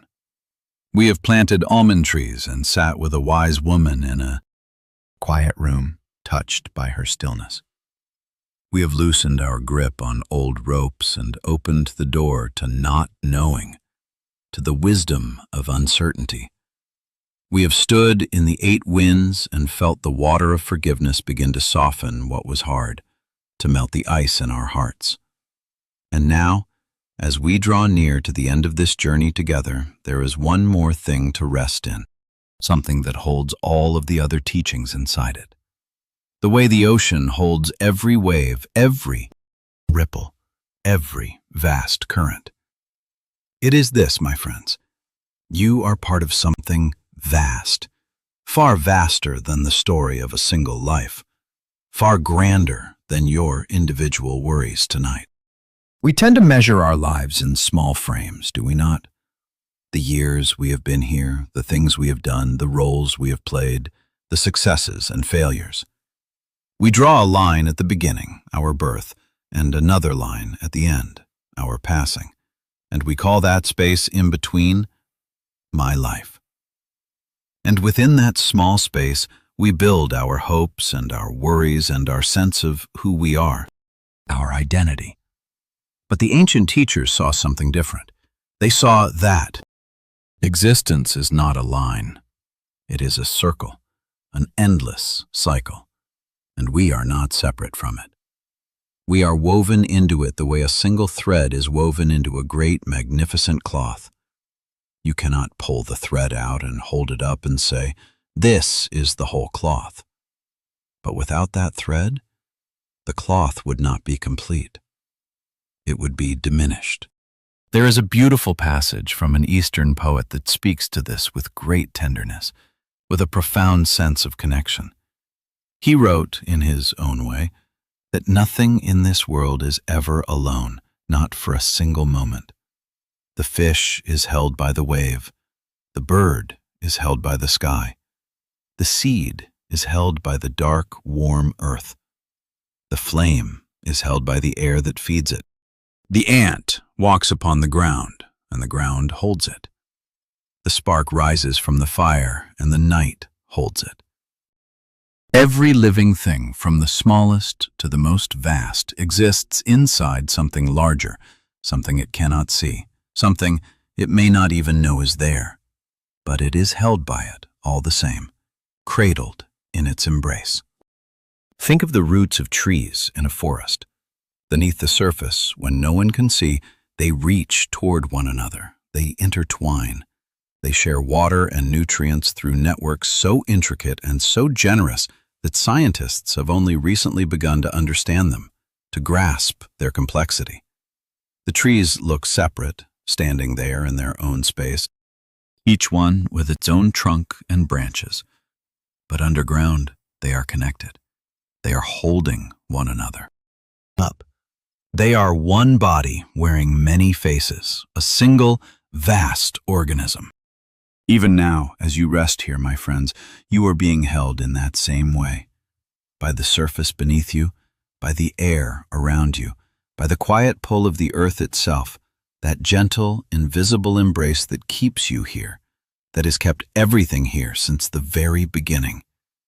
You do not feel it most of the time because it is so constant, so faithful, so utterly reliable that it has become invisible, like the sound of your own heartbeat, a constant presence. But it is there. It has always been there, and it is not going anywhere. There is a teaching from the high mountain traditions of the East, from those ancient peaks that touch the sky, that carries this same spirit of trust, but stretches it across a much longer arc of time. The people of these mountains have endured many difficulties over the centuries. Their land has been occupied. Their traditions have been challenged. Their way of life has been threatened more than once, almost extinguished. And yet, when asked how they bear it, how they endure, one of their great teachers said something remarkable. He said, with a gentle humor, a twinkle in his eye, "We have altitude in our favor." Meaning, our home is so high that the difficulties come, but they do not tend to stay very long, in the grand scheme of things. Perhaps 50 years, perhaps 100. And then they pass, as all things pass, like clouds drifting over a mountain peak. And we are still here, and the mountains are still here, and the sky is still here. There is a breathtaking patience in that response, my friends. A willingness to take the long view. Not the view of a single lifetime, not the span of a few years, but the view of centuries, of millennia, of the great slow turning of time that makes even the largest upheavals, the most devastating changes, look eventually like ripples on the surface of a very deep lake. A momentary disturbance. This is not a teaching about ignoring what is difficult, about pretending suffering does not exist. No, it is a teaching about perspective, about remembering that we are part of something that has been going on for a very, very long time, and that will continue long after the current chapter of our lives has turned its page, long after our bodies return to the earth. The mountains endure, the rivers keep flowing, the stars come out every night just as they have for billions of years, whether anyone is watching or not. And somehow, in some way that is hard to explain with words but easy to feel in the heart, we are part of all of that. We belong to it. We have always belonged to it. There is a line from an ancient sage that goes something like this: "Out of the vastness we are born, and into the vastness we return." Existence is a circle. And we make a mistake when we try to measure our life only by the small arc we can see, by the brief span of our individual existence. This is not a somber thought, my friends. It is, in fact, a tremendously freeing one. Because if we are part of something that vast, something that old, something that endlessly renewing, and we do not have to carry the weight of the whole story on our own small shoulders. We are one thread in the cloth, one note in the music, one wave in the ocean. And the ocean does not depend on any single wave to be the ocean. There is a great peace in that.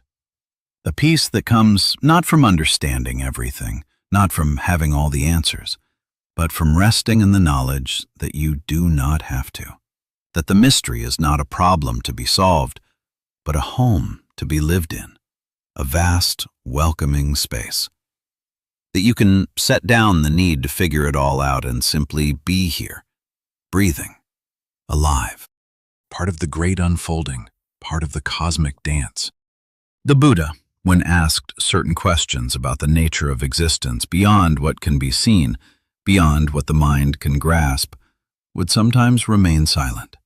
Not because he did not care, not because he lacked an answer, but because in that moment, silence was the truest answer, the most complete response. Some questions are not meant to be answered with words. They are meant to be held, wondered at, bowed to, and then gently released, like birds returning to the sky. And this brings us to perhaps the simplest teaching of all. 3 small words that a great Zen master offered when he was asked to summarize the whole of Buddhism, its entire essence. He did not give a long lecture. He did not quote ancient texts or describe elaborate practices. He simply said, "Not always so. Not always so." The pain you are feeling right now, my friend? Not always so. The joy? Not always so. The confusion, the clarity, the loneliness, the connection. The fear, the courage? Not always so. Not always so. The sleepless night will end. The long winter will soften. The worry that feels so heavy tonight will one morning feel lighter, like mist burning off a lake. Not because you forced it to change, but because that is what all things do. They change. They turn. They move. These 3 words contain everything we have explored tonight. The river that is always flowing. The sunrise that is always arriving and always departing. The winds that blow and change direction. The heart that closes and opens and closes and opens again. The almond tree that grows slowly toward a future it cannot see. The still point at the center of the turning world. The forgiveness that comes when it is ready, like the first rain after a long dry spell. Refreshing. The parched earth, all of it, every bit of it, held in 3 small words. Not always so. And there is no sadness in this. There is freedom. Because if nothing is permanent, then nothing is stuck. The difficult time you are in will change. The joy you are savoring will change too. Yes, but it will be followed by other joys, other sweetnesses, other moments of unexpected grace that you cannot yet imagine that are waiting to unfold. Life is endlessly creative. It never runs out of new things to offer, new beginnings. Not always so, and therefore always possible, always new, always beginning. There is an ancient chant that has been offered in the Buddhist tradition for over 2,000 years.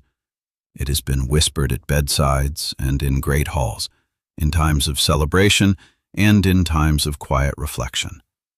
And it says, very simply, all things that come into being have the nature to arise for a time in a certain form and then to pass away.